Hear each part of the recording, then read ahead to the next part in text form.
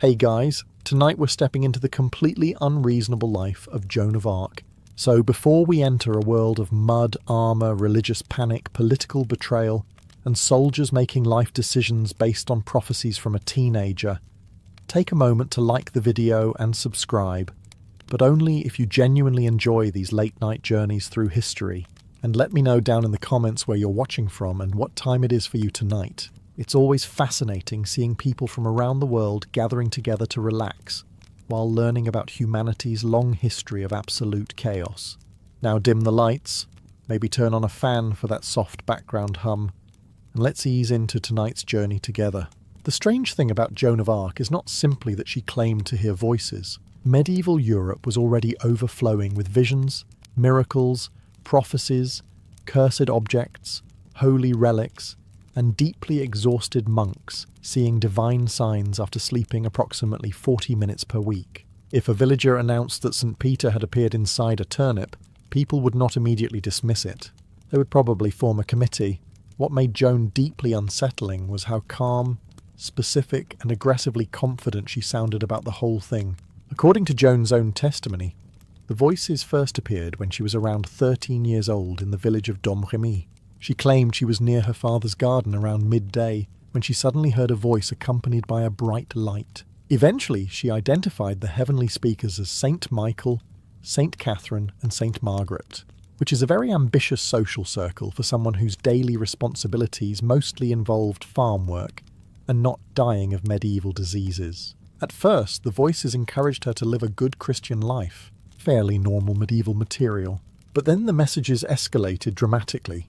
According to Joan, God personally wanted her to save France, not pray for France, not support France emotionally, save France. This was unfortunate because France, during the 100 Years' War, was essentially a kingdom-sized disaster. English armies controlled major territories. French nobles betrayed each other constantly. Mercenary soldiers wandered around stealing livestock, burning villages, and generally behaving like unemployed raccoons with weapons. Disease spread everywhere. Famine appeared regularly. Nobody trusted anybody. And into this enormous political catastrophe stepped a teenage girl who could not read, could not write, and had absolutely zero military training. Historically speaking, this is not the profile people usually search for while rebuilding a collapsing nation. Yet Joan behaved with a level of certainty that unnerved almost everyone around her. Witnesses later described her as unusually disciplined, serious, and stubborn. She avoided swearing, attended church constantly, and spoke with the confidence of someone who genuinely believed heaven had assigned her homework personally. While other teenagers were probably throwing mud at each other for entertainment, Joan was preparing for divine military intervention. Her parents were understandably alarmed. Her father reportedly feared she would leave home with soldiers and even threatened drastic measures to stop her, which honestly is fair parenting. Most fathers worry about bad friendships or irresponsible behaviour. Joan's father had to worry about his daughter attempting to liberate France, because several saints told her to. Still, Joan refused to back down, and somehow, against all logic, people slowly began listening to her, which was the moment this story stopped sounding improbable and started sounding completely absurd. One of the weirdest things about Joan of Arc is that trained military commanders actually listened to her. Not politely, not symbolically, actually listened. This becomes even stranger when you remember who these men were. Medieval knights and nobles were not famous for humility, cooperation, or emotional stability. These were heavily armed aristocrats raised from childhood to believe they were superior to almost everyone alive. Many had spent years fighting in the 100 Years' War. They wore expensive armour, commanded soldiers, inherited land, and probably considered basic disagreement a valid reason for armed conflict. And suddenly a teenage peasant girl arrived, claiming God had sent her to direct military operations. By all reasonable expectations, this should have lasted about 12 seconds before someone laughed her out of the castle. Instead, something deeply confusing happened. People kept taking her seriously. When Joan first attempted to meet the future King Charles, local officials initially dismissed her, which was sensible. Imagine a tired military commander hearing, "Good afternoon. This farm girl says heaven would like to discuss national strategy." Most people would end that meeting immediately and go drink wine in silence. But Joan refused to leave. She kept insisting that God had sent her to help save France and crown Charles king. Witnesses later described her confidence as unsettling. She did not behave like someone hoping to be believed. She behaved like someone annoyed that everyone else was taking so long to catch up. Eventually, she gained an audience at court.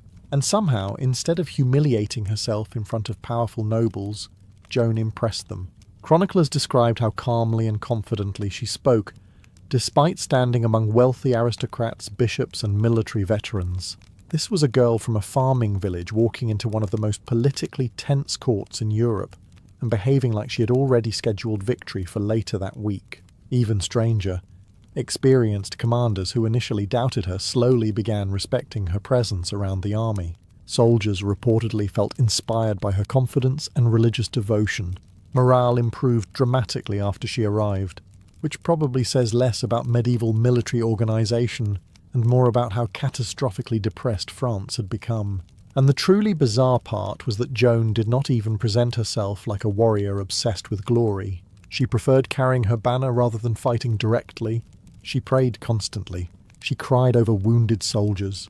She pushed for discipline inside military camps. So somehow, against every medieval social rule imaginable, a teenage farm girl entered a collapsing kingdom and convinced armoured noblemen to follow her into battle.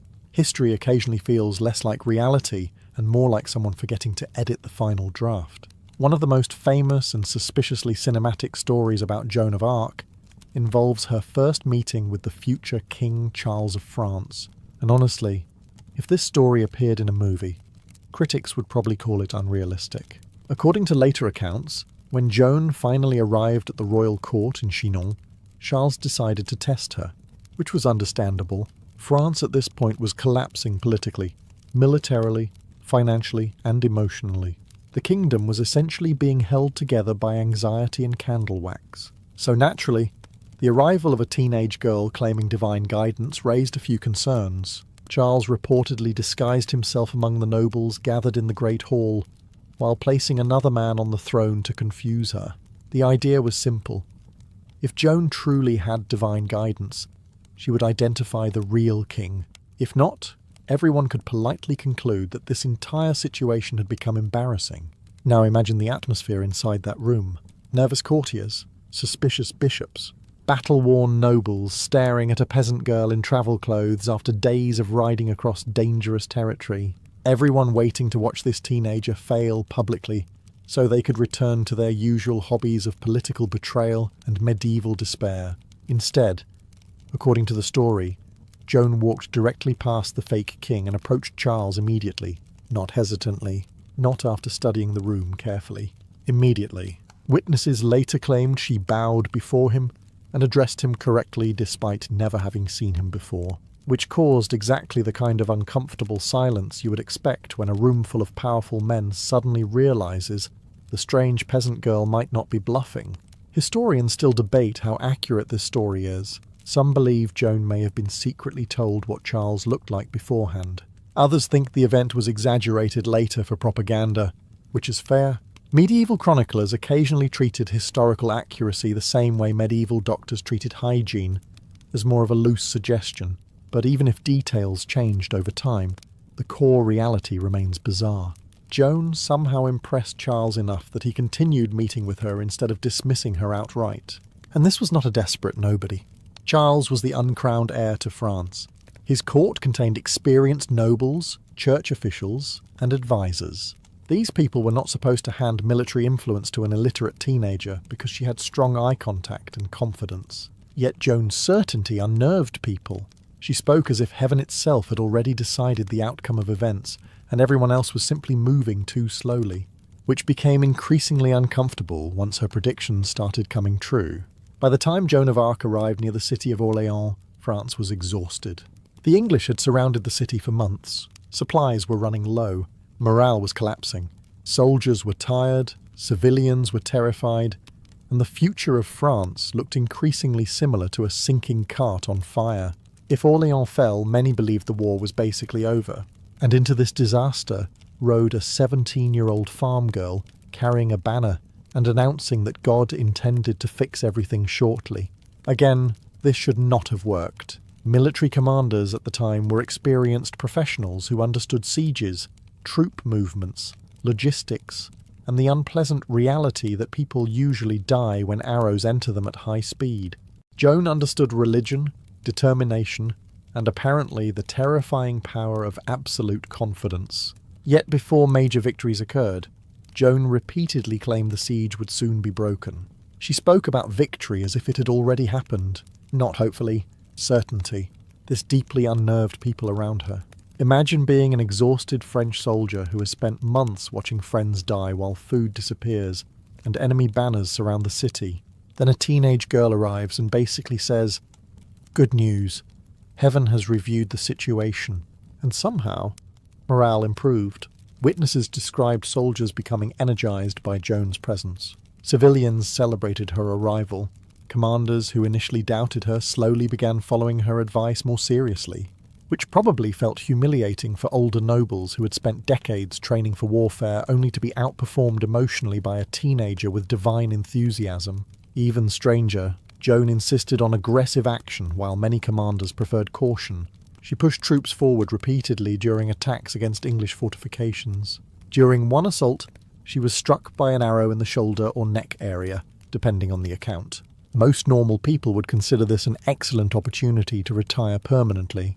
Joan instead returned later carrying her banner again, which shocked both armies. Medieval medicine at the time was already horrifying enough without voluntarily rejoining combat after emergency arrow removal. Eventually, French forces captured several English positions, and the siege of Orléans was lifted in 1429. The psychological impact was enormous. For years, the French had experienced defeat after defeat. Suddenly, this teenage girl appears claiming divine guidance, pushes for bold attacks, survives wounds, predicts victory, and then the impossible happens. Even hardened skeptics began struggling to explain the situation comfortably. Meanwhile, the English became increasingly disturbed by Joan's existence, because losing battles was one thing. Losing them after being warned by a teenage peasant carrying a religious banner felt significantly worse. At this point, Joan was no longer just unusual. She was becoming dangerous. One of the strangest controversies surrounding Joan of Arc was not actually the visions, the prophecies, or the military victories. It was the pants. Seriously. Joan consistently wore male clothing during her travels and military campaigns, and medieval authorities became absolutely obsessed with this fact. To modern people, this may sound minor compared to, say, leading armies during the 100 Years' War, but medieval Europe treated clothing rules with the emotional intensity of a collapsing empire trying desperately to maintain order through fabric. And technically, they were collapsing. Joan wore soldiers' clothing for practical reasons. She travelled long distances through dangerous territory filled with soldiers, mercenaries, thieves, and men who had not bathed voluntarily in years. Male military clothing was safer, sturdier, and easier for riding horses and moving around camps. Her outfit also included tightly fastened garments that made it more difficult for anyone to assault her while sleeping among soldiers, which says unpleasant things about medieval military life, but also explains why Joan refused to stop wearing them. Still, people were scandalized. Not because medieval warfare was horrifying, not because villages were burning constantly, not because Europe had normalized public executions as community entertainment. No, the true crisis was apparently a teenage girl wearing trousers. Church officials repeatedly questioned Joan about her clothing during her trial years later. They treated the issue as evidence of rebellion against divine order. Joan defended herself stubbornly, insisting she wore the clothes because God commanded it, and because they protected her. Considering the circumstances, this was one of the most reasonable decisions anyone made during the entire war. What made Joan even stranger was that she did not wear the clothing timidly or apologetically. She carried herself confidently in armour and military dress, surrounded by noblemen and soldiers who should, by every social rule of the time, have dismissed her immediately. Instead, many ended up respecting her. Some even admired her discipline more than that of the men around her, which must have been deeply irritating for certain aristocrats. English propagandists, meanwhile, used her clothing as proof she was unnatural or demonic, because when a teenage girl keeps defeating your armies, eventually you begin criticizing her wardrobe out of desperation. And tragically, the clothing issue later became central to her downfall. After being imprisoned, Joan briefly agreed to wear women's clothing under pressure, but when she returned to male attire, reportedly for protection against guards, authorities treated it like catastrophic proof of heresy. So after surviving battles, arrows, political betrayal, and military campaigns, Joan's final destruction partly revolved around medieval Europe having a complete emotional breakdown over trousers. History is occasionally magnificent, and occasionally unbelievably stupid. Before Joan of Arc became famous for battles, armour, and terrifying English commanders emotionally, she also became known for sending letters that sounded less like diplomacy and more like God filing formal complaints. Joan dictated several messages to the English during the 100 Years' War, demanding they leave French territory immediately. Not negotiate, not reconsider, leave. The confidence in these letters was honestly alarming. Remember, this was still a teenage peasant girl speaking to experienced military leaders commanding one of the strongest armies in Europe. Most people in her position would probably use cautious language. Joan instead sounded like heaven's extremely impatient messenger.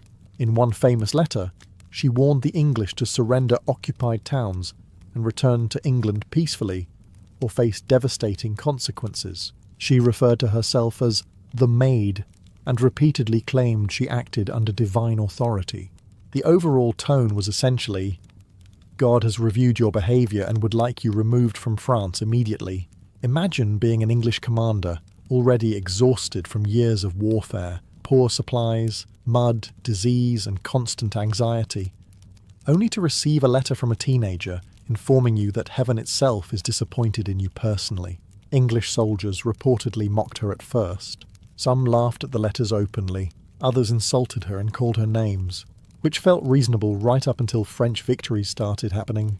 Then the jokes probably became less enthusiastic. One account claims English soldiers shouted insults at Joan from fortifications, and she responded by demanding they surrender before terrible destruction came upon them.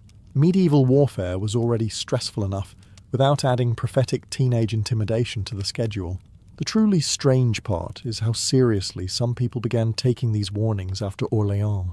Because Joan was not just making vague religious speeches. She repeatedly tied her claims to actual military outcomes, and once victories began stacking together, even skeptical observers became uncomfortable.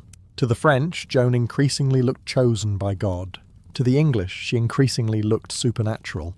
To exhausted peasants watching entire kingdoms collapse around them, she probably looked like the only person in Europe with a functioning plan. And Joan herself never softened her tone. She genuinely believed God supported France, and that the English occupation violated divine will. There was no hesitation in the way she spoke, no careful political language, no diplomatic caution, just direct certainty delivered by a teenager who had somehow become one of the most feared figures in the war, which created an extremely awkward situation for England.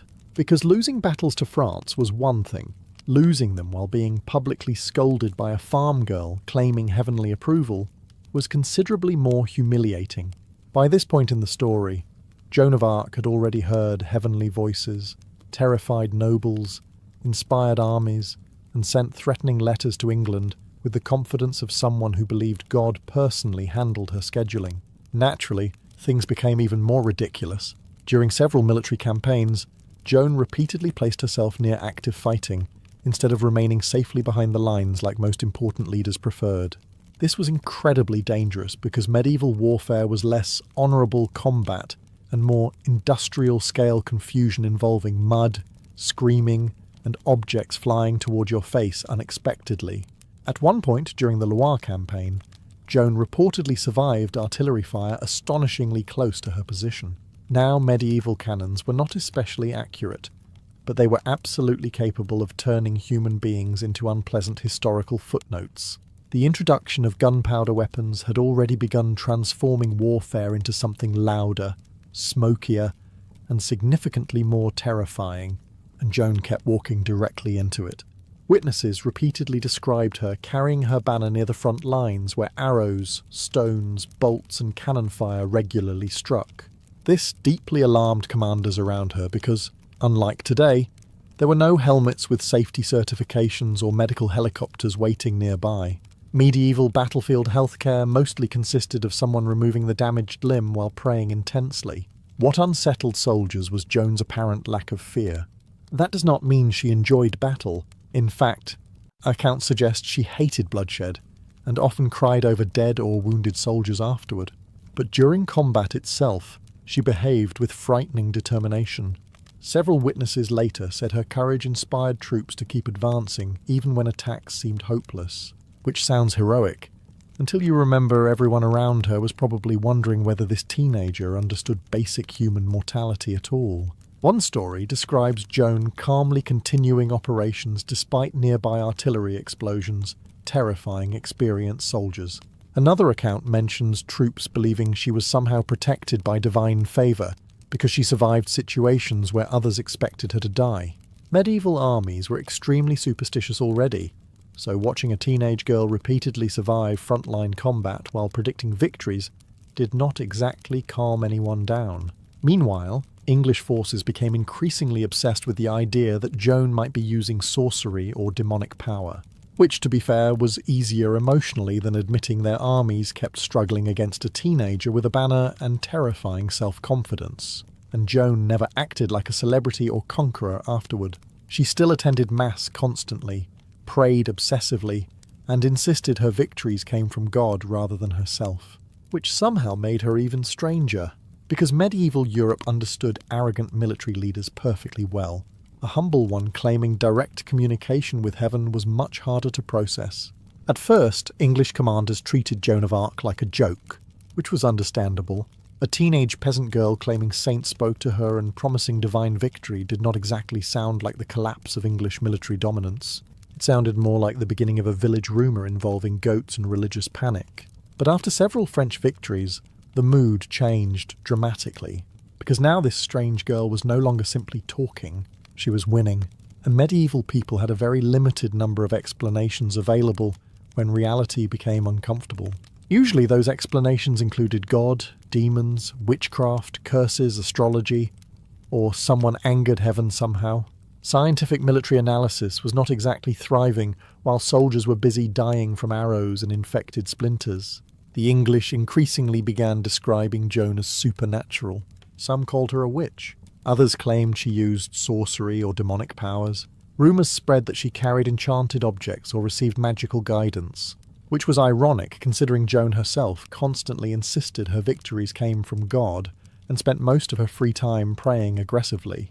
But fear makes people strange, and Joan frightened the English for several reasons. First, she shattered expectations completely. Medieval warfare was dominated by noblemen, professional soldiers, and aristocratic politics. Suddenly a teenage farm girl appeared and reversed French morale almost overnight. That alone felt unnatural to many observers. Second, soldiers noticed how confident she remained during battle. Joan rode near the front lines carrying her banner while arrows and artillery exploded nearby. She survived wounds, inspired troops, predicted victories, and kept advancing when experienced commanders hesitated. Eventually, English soldiers began treating her less like a person and more like an ongoing supernatural inconvenience. There are accounts of English troops panicking when they saw her banner approaching. Others reportedly shouted insults at her from fortifications, while simultaneously fearing she might actually possess divine protection, which created a deeply awkward emotional balance between mockery and existential terror. One English commander supposedly blamed France's successes not on strategy, but on the disciple and limb of the devil, which sounds dramatic, but medieval politics often resembled exhausted people accusing each other of Satan whenever things stopped going their way. And the strangest part is that Joan herself seemed completely unsurprised by the accusations. She never acted defensive or uncertain. During questioning later in life, she calmly repeated that her voices came from God, and that she feared nothing except betraying her divine mission. That level of certainty deeply unsettled people, because medieval Europe understood ordinary ambition. It understood greed, violence, pride, and political lies. What it did not know how to process was a teenager who genuinely believed heaven had handed her military instructions personally, and then kept being correct often enough to make everyone nervous. By the year 1430, Joan of Arc had become one of the most recognisable figures in France. she had helped lift the siege of Orleans, escorted Charles toward his coronation, terrified English commanders, and somehow turned herself from a peasant teenager into a walking political crisis for half of Europe. Naturally, this could not continue peacefully. Medieval history rarely rewards anyone for too long before introducing betrayal, disease, or a horse accident. What makes Joan's story especially strange is that several accounts suggest she may have predicted her own capture before it happened. According to witnesses, Joan spoke at times as if she already sensed disaster approaching. She reportedly told companions she feared being captured before midsummer, which sounds dramatic enough already, but becomes much more unsettling considering what happened next. In May of 1430, Joan rode to help defend the town of Compiègne against Burgundian forces allied with England. By this stage of the Hundred Years' War, the political situation was so complicated that keeping track of alliances probably required diagrams, prayer, and several barrels of wine. France was not simply fighting England. French factions were also fighting each other constantly, because medieval politics operated like a family argument involving swords. During the fighting outside Compiègne, Joan found herself trapped as enemy forces pushed toward the town gates. According to accounts, the gates closed before she and some of her men could retreat safely inside. Historians still debate exactly why this happened. Some believe commanders panicked. Others suspect political betrayal. Medieval military coordination was not exactly famous for efficiency. Either way, Joan was captured, and the reaction was enormous. To the English and their allies, this felt like finally catching the source of France's terrifying momentum. Joan had become more than a military figure. She was a symbol. Capturing her felt psychologically important, almost like capturing France's hope itself. To the French, meanwhile, the event was devastating. Many soldiers and civilians had genuinely believed Joan was protected by God. Her capture forced people into an uncomfortable theological question. Why would heaven allow this to happen? And Joan herself remained strangely calm afterward. Witnesses later described her continuing to speak confidently, even in chains. No dramatic breakdown, no emotional collapse, just the same unsettling certainty she had carried since the beginning, which honestly may have frightened her enemies even more. Because defeating someone in battle is manageable. Defeating someone who still believes completely in their mission after imprisonment, humiliation, and political abandonment becomes much harder psychologically, especially when half of Europe secretly wonders whether they might actually be chosen by God after all. After Joan of Arc was captured, the English and their allies faced a major problem. Killing her quietly would be dangerous. Keeping her alive was also dangerous. By this point, Joan had become far more than a military commander.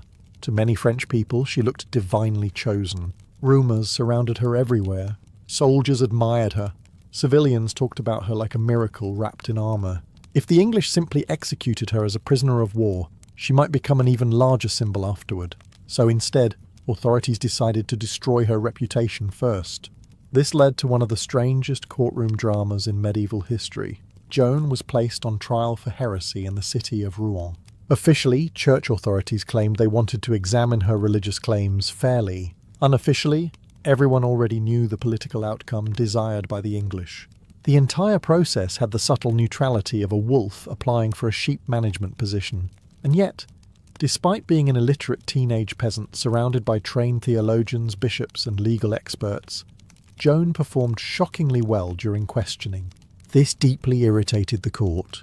The judges expected confusion, contradictions, fear, or emotional collapse. Instead, Joan answered many questions with remarkable calmness and intelligence. Several times she avoided traps so effectively that even modern historians pause and quietly admit, "All right, that was impressive." At one point, judges asked whether she believed she was in God's grace. Now this was a theological trap. If Joan answered yes, she risked being accused of arrogance or heresy, because medieval doctrine taught that nobody could know for certain. If she answered no, she weakened her own claims of divine guidance. It was designed to corner her completely. Joan responded, "If I am not, may God put me there. If I am, may God keep me there," which is an astonishingly elegant answer for a teenager who had never attended university, never studied theology formally, and probably spent most of childhood around farm animals and muddy roads. You can almost feel the judges collectively blinking in frustration. Throughout the trial, Joan remained stubbornly consistent about her visions. She insisted the voices came from God. She defended her clothing choices. She refused to deny her mission. Even under enormous pressure, exhaustion, and imprisonment, she continued speaking with the same certainty that had unsettled Europe from the beginning, and this became increasingly dangerous for the court itself. Because the more Joan spoke, the harder it became to portray her as insane, foolish, or obviously evil. Instead, she often sounded calmer and more rational than the men trying to condemn her, which was not helping anyone's political plans at all. One thing that becomes very clear during Joan of Arc's imprisonment is that she absolutely refused to behave like a defeated person, captured, chained, isolated, surrounded by enemies, threatened with execution. None of it seemed capable of convincing Joan to simply sit quietly and accept her fate. Instead, she repeatedly tried to escape, which, considering medieval prisons were essentially stone boxes designed by people who believed comfort encouraged moral weakness, was not exactly easy. Joan was held under harsh conditions after her capture. Rather than being imprisoned in a religious prison supervised by nuns, which normally would have been more appropriate for someone facing a church trial, she was guarded largely by English soldiers. This terrified her. Several accounts suggest she feared assault or mistreatment constantly, which later became one reason she insisted on continuing to wear male clothing for protection. And despite all this, she kept looking for ways out. At one point, Joan attempted one of the most dramatic prison escapes imaginable by jumping from a tall tower at Beaurevoir Castle. Yes, jumping. Not sneaking out, not bribing guards, not quietly slipping through a gate. She apparently looked at a massive tower and decided gravity was the preferable option. Accounts differ on the exact height, but it may have been around 70 feet, which is less escape attempt and more argument with physics. Witnesses later said she survived the fall, though injured and shaken. Medieval people already believed Joan might possess supernatural protection, and watching someone survive that certainly did not calm the rumours. Joan herself later admitted she feared being handed over to the English and desperately wanted freedom, which was understandable because by this stage everyone knew her enemies were not planning a pleasant retirement ceremony. Even after failed escape attempts, Joan remained remarkably stubborn during imprisonment. Guards reportedly had to keep her chained at times because they feared further escape efforts. Imagine being an exhausted English soldier assigned to watch a teenage prisoner who keeps attempting increasingly dangerous exits while also claiming saints still speak to her. That job alone probably required emotional recovery afterward. What made Joan especially strange was that she never seemed to view herself as abandoned by God despite everything collapsing around her. Most people after capture, imprisonment, political betrayal, and a near-fatal tower jump might begin reconsidering their life choices. Joan instead continued insisting her mission came from heaven. This unsettled even some of her enemies, because prisoners are supposed to break eventually. They are supposed to become fearful, desperate, uncertain. Joan often appeared frightened physically, yes, but spiritually, almost never. And that unwavering certainty made her far more difficult to destroy than the English had expected.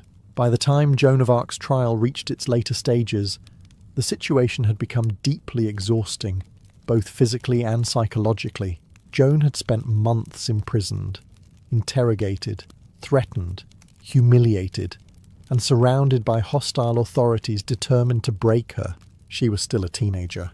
An extraordinarily stubborn teenager, yes, but still a teenager trapped inside one of the most politically charged trials in medieval Europe. Eventually the pressure started working. At one point during the proceedings, Joan agreed to sign an abjuration, essentially a confession and promise to stop wearing male clothing and abandon certain claims about her visions. This sounds straightforward until you remember one important detail. Joan could not properly read, which raises extremely uncomfortable questions about what exactly she understood while signing it. Some historians believe she may have been shown a shorter, simplified document, while the official version recorded afterward was much longer and more damaging. Others think fear of immediate execution pushed her into agreeing without fully understanding the legal consequences. Either way, the entire situation feels less like justice and more like exhausted medieval bureaucracy trying very hard to manufacture obedience. Witnesses described Joan appearing terrified during this moment. And honestly, fair enough. Church authorities had repeatedly threatened execution by burning. Medieval executions were already horrifying enough without adding public flames and theological symbolism. Under pressure, Joan temporarily agreed to wear women's clothing again and signed the confession mark. The court celebrated this as a major victory. Officials believed they had finally broken the strange farm girl, who kept embarrassing trained theologians during questioning. Unfortunately for them, the triumph lasted approximately 5 minutes in historical terms. Soon afterward, Joan resumed wearing male clothing in prison. According to several accounts, this happened partly because guards removed her women's clothing, or because she feared assault and needed the protection offered by tightly fastened male garments. Joan herself later insisted she had returned to the clothing under necessity and divine guidance. For the court, this was perfect. Authorities now declared her a relapsed heretic, meaning someone who returned to forbidden behaviour after confessing. In medieval church law, this was catastrophic. The trial suddenly shifted from difficult political problem to execution pathway. And the truly bizarre part is how much of Joan's fate revolved around clothing. Not the battles, not the military victories, not terrifying England, not reshaping French morale.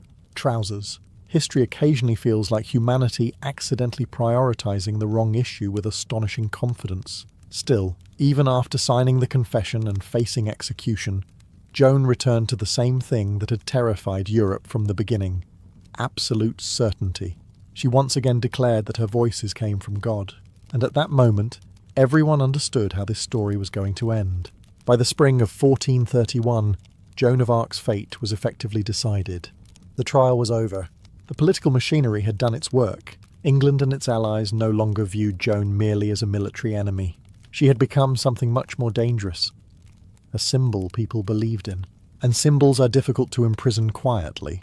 So on May 30th, 1431, Joan was taken to the marketplace in Rouen to be executed publicly by burning, because medieval Europe believed nearly every problem could eventually be solved by gathering a crowd and setting something on fire. Thousands reportedly attended: soldiers, clergy, townspeople, officials.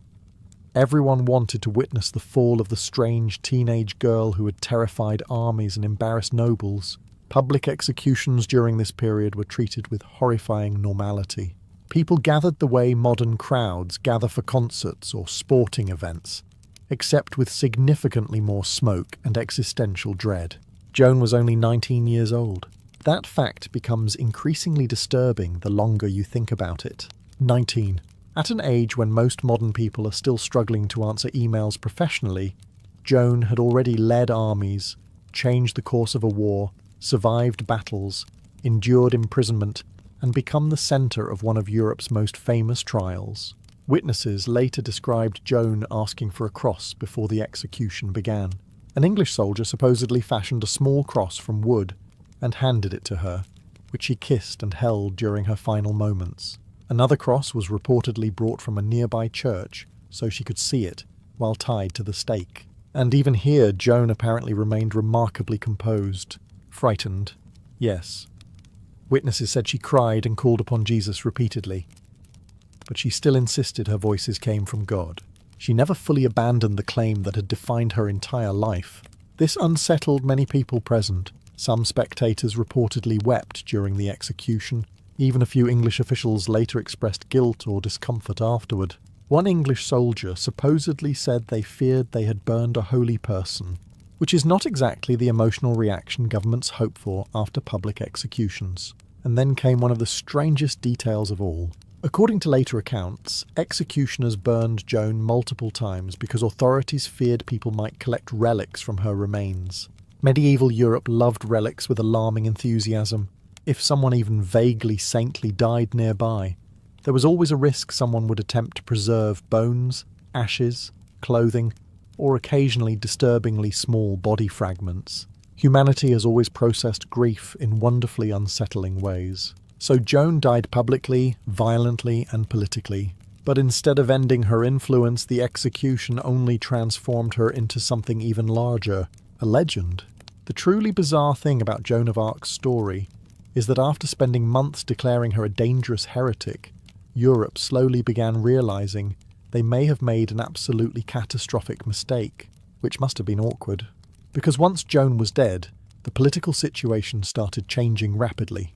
The same France that had once been fractured, exhausted, and collapsing during the 100 Years' War slowly regained strength. English influence weakened over time, and as French victories increased, Joan's reputation became harder and harder to suppress. After all, it is difficult to convince people someone was an evil fraud when half the country remembers them successfully predicting victories while carrying a religious banner through active war zones. Eventually, even King Charles, the same ruler Joan had helped bring to the throne, approved efforts to review her trial, which in fairness he probably should have prioritised slightly earlier. Joan risked her entire existence helping him become king, and afterward his political support for her during imprisonment had been, let us say, historically underwhelming. About 25 years after Joan's execution, a retrial investigation began under church authority. Witnesses from Joan's life were questioned again. Friends, soldiers, villagers, commanders and clergy testified about her character and behaviour. People who had known her described her as deeply religious, disciplined, charitable and unusually sincere. And slowly, the original trial started looking increasingly terrible. Investigators discovered major problems with the proceedings: political pressure, manipulated testimony, procedural violations, hostile judges, suspicious legal tactics. Essentially, the medieval equivalent of realising an entire court case had been held together with fear, politics, and paperwork aggressively pretending to be justice. In 1456, the Church officially overturned Joan's conviction, meaning the same institution that had condemned her now publicly declared the earlier trial deeply flawed and invalid, which is a spectacular reversal even by medieval standards. Imagine being one of the officials involved in the original execution, and then watching future generations quietly announce, "After further review, this entire situation appears to have been a disaster. Joan was declared innocent. Not partially misunderstood, not technically complicated, innocent." And suddenly the dead teenage girl who had once been chained, mocked, and burned in a public square began transforming into something much larger inside French memory: a martyr, a heroine, a national symbol, which is one of history's favourite patterns. Destroy someone politically, then spend centuries building statues afterward, while pretending society always appreciated them properly. Humanity has a remarkable ability to apologise long after it stops being useful. After everything that happened to Joan of Arc, the visions, the battles, the trial, the imprisonment, the execution, the political betrayal, and the repeated public attempts to destroy her reputation, history still was not finished with her, because centuries later, the Catholic Church officially declared Joan a saint. Yes, the same broader institution that once oversaw the trial condemning her eventually elevated her into one of the most honoured religious figures in Christianity. History occasionally has the energy of someone dramatically losing an argument and then quietly changing sides 200 years later. After her conviction was overturned in 1456, Joan's reputation continued growing steadily across France. Soldiers admired her courage. Ordinary people admired her faith. French rulers admired the fact that she conveniently symbolised patriotism, divine favour and national unity all at once, which is politically irresistible material. Stories about Joan spread everywhere. Paintings, poems, plays, songs and historical accounts transformed the once imprisoned farm girl into a legendary figure. And the more France evolved as a nation, the more Joan's image became tied to French identity itself. What made this especially strange was how completely her reputation reversed over time. At 19, she had died condemned as a relapsed heretic. A few centuries later, people were praying to her. That is one of the most dramatic public relations recoveries in human history. By the 19th century, Joan had become enormously popular again, especially during periods of political crisis in France. Different groups tried claiming her as their symbol. Monarchists admired her loyalty to the crown. Catholics admired her faith. Nationalists admired her patriotism. Ordinary people admired the fact that she accomplished more before age 20 than most kingdoms managed in decades. And eventually, the Church began the formal process towards sainthood. Witnesses and historical records were studied carefully. Reports of miracles connected to Joan were investigated. Her life, actions, and reputation underwent enormous examination, which feels slightly ironic considering medieval authorities could have tried this level of careful investigation before burning her alive. But history enjoys dramatic timing. Finally, in 1920, nearly 500 years after her execution, Joan was officially canonized as a saint by the Catholic Church. 5 centuries. Human bureaucracy moves slowly enough already. Eternal bureaucracy apparently prefers to take its time.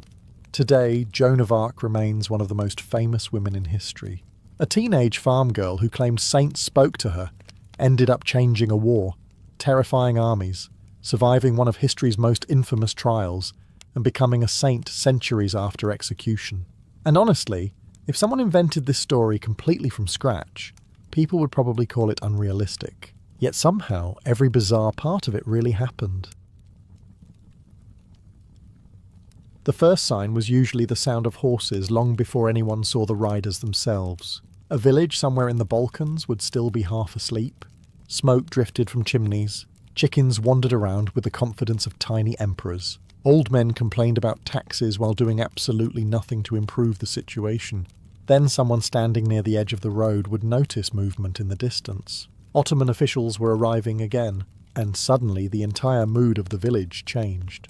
Doors closed. Mothers became nervous. Fathers started pretending their sons were sick, weak, or somehow incapable of lifting a spoon. A miraculous outbreak of fake limping often appeared whenever the recruitment years came around. Human creativity truly shines brightest when empires begin asking questions. The Ottoman Empire called this system the devshirme. Christian boys from villages across Albania, Bosnia, Serbia, Bulgaria, Greece, and other Balkan regions were periodically selected for imperial service. To modernize, it sounds brutal because frankly it was. Families did not volunteer eagerly to hand over their children to a foreign empire famous for conquering cities with cannons the size of apartment buildings. But the reality was more complicated than simple kidnapping. The Ottomans were not searching for random labourers. They wanted the most promising boys they could find. Strong bodies, sharp minds, healthy teeth, calm personalities. The empire intended to turn them into janissaries, administrators, military commanders, or palace officials loyal only to the Sultan himself. In a strange way, this made the process even more unsettling. The officials entered villages carrying records and lists prepared in advance. They already knew roughly how many boys lived there, which families had sons of the right age, and which communities had recently provided recruits. The Ottoman bureaucracy was terrifyingly organized. Medieval Europe often struggled to count its own sheep correctly, while the Ottomans were conducting imperial talent scouting tours through mountain villages. The officers did not simply grab every child they saw. They inspected carefully. Age mattered. Health mattered. Intelligence mattered. Boys who were too young, too old, married, chronically ill, or considered physically weak were rejected immediately. For the families watching nearby, every rejection brought relief. Every approval felt like a funeral that inconveniently refused to wait for the actual death. Once the Ottoman officials arrived, the inspections began almost immediately. There was no dramatic trumpet music, no speeches about destiny. Just tired imperial officers walking through muddy Balkan villages with clipboards, translators, and the cold efficiency of men who had done this hundreds of times before. Somewhere nearby, a chicken screamed for reasons entirely unrelated to politics. Medieval villages were rarely peaceful places. The boys were usually gathered in a central area near the church, market square, or village road. Families stood nearby pretending not to panic. Some mothers cried openly. Others remained silent, which was somehow worse. Fathers tried to appear calm, while silently calculating whether fleeing into the mountains was worth the risk of Ottoman punishment later. Usually it was not. The empire had rules for the devshirme selection process, and the officials followed them carefully. Boys were expected to be Christian, generally between around 8 and 18 years old, though preferences varied by period. Only one son from a family might be taken, especially if the household was poor. Orphaned boys were often avoided because the Ottomans preferred children raised in stable households. Apparently even imperial military systems appreciated good parenting. Certain boys were immediately rejected. Only sons were often spared. So were boys who were already married. Village leaders sometimes attempted creative strategies, including arranging suspiciously fast weddings for 12-year-olds shortly before the Ottoman inspectors arrived. Nothing says happy medieval marriage quite like a ceremony motivated entirely by fear of imperial recruitment. The officials examined physical appearance carefully. Teeth, posture, height, strength, and overall health mattered enormously. Frail boys were dismissed. Those with visible illnesses or disabilities were excluded. The Empire wanted future soldiers capable of surviving brutal training, endless marching, and campaigns stretching from Hungary to Persia, but physical strength alone was not enough. The Janissaries were elite troops, not random conscripts handed a spear and optimistic last words. Ottoman recruiters also watched behaviour. Boys who seemed intelligent, disciplined or calm under pressure attracted attention. Loud troublemakers could be ignored. Excessively timid boys might also fail selection. The Empire wanted obedience, endurance and adaptability. In many villages, local priests quietly watched the process with resentment they could barely conceal. Entire communities understood what was happening. The Ottoman state was taking Christian boys and transforming them into servants of the Empire, and the most unsettling part was that the system often worked remarkably well. Some selected boys would eventually rise higher than the very nobles who once ruled over their villages. Medieval meritocracy, Ottoman edition. Extremely efficient, emotionally horrifying, but efficient. After the first inspections came the physical testing. This was the stage where the Ottoman officials stopped looking at boys as members of families and started evaluating them like future military investments. Somewhere in the distance, a mother was praying. Nearby, an Ottoman officer was checking shoulder width with the emotional warmth of a man examining livestock at a market. The Empire preferred boys who looked capable of enduring hardship for years. Thin mountain children often performed surprisingly well. Life in the Balkans had already prepared many of them for hunger, cold winters, long walks, and the general disappointment of medieval existence. The tests themselves were not organised like modern military obstacle courses. There were no stopwatches or inspirational speeches about teamwork. The officials relied on observation. They watched how boys stood, moved, reacted, and handled pressure. A strong back mattered. Straight posture mattered. Clear eyes mattered. Even hands could be examined carefully. Rough hands suggested farm work and endurance. Boys used to carrying wood, climbing hills, or tending animals often impressed recruiters more than sheltered town children. The Ottomans wanted resilience, not softness. Palace life came later. First came years of training, severe enough to make modern gym influencers burst into tears after 3 afternoons. The officers sometimes asked boys to run short distances or lift objects. They watched breathing carefully. Boys who tired too quickly were rejected. A future janissary needed stamina above everything else. Ottoman campaigns could involve weeks of marching through mud, snow, mountains, or baking summer heat, while carrying heavy equipment and listening to commanders explain why things would somehow become even harder tomorrow. Dental health was also surprisingly important. A boy with serious dental problems could become a liability during campaigns. Infections killed people constantly in the medieval world. A bad tooth was not an inconvenience. It was a potential funeral with extra screaming. Height could influence selection too, though not always in the way people imagine. Extremely tall boys were not automatically preferred.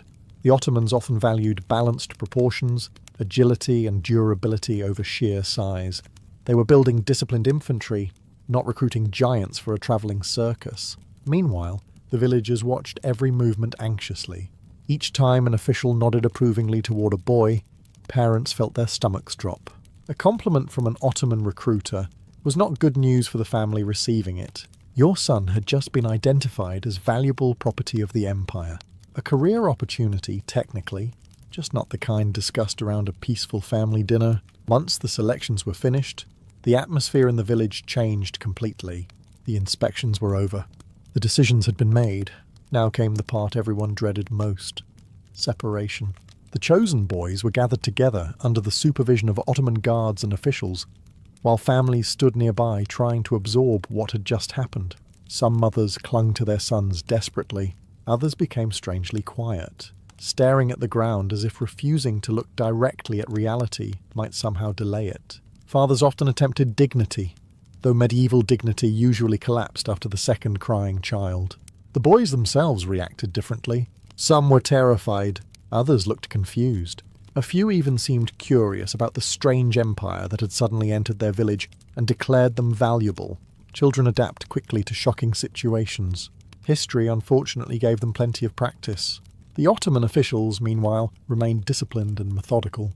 This was administrative work to them. Important administrative work, certainly, but still routine. They recorded names, ages, villages, and physical descriptions carefully. Bureaucracy followed the boys everywhere. The empire loved paperwork almost as much as conquest. Before departure, the recruits were often organised into groups for travel toward larger regional centres. Guards watched closely to prevent escape attempts. Some families still tried anyway.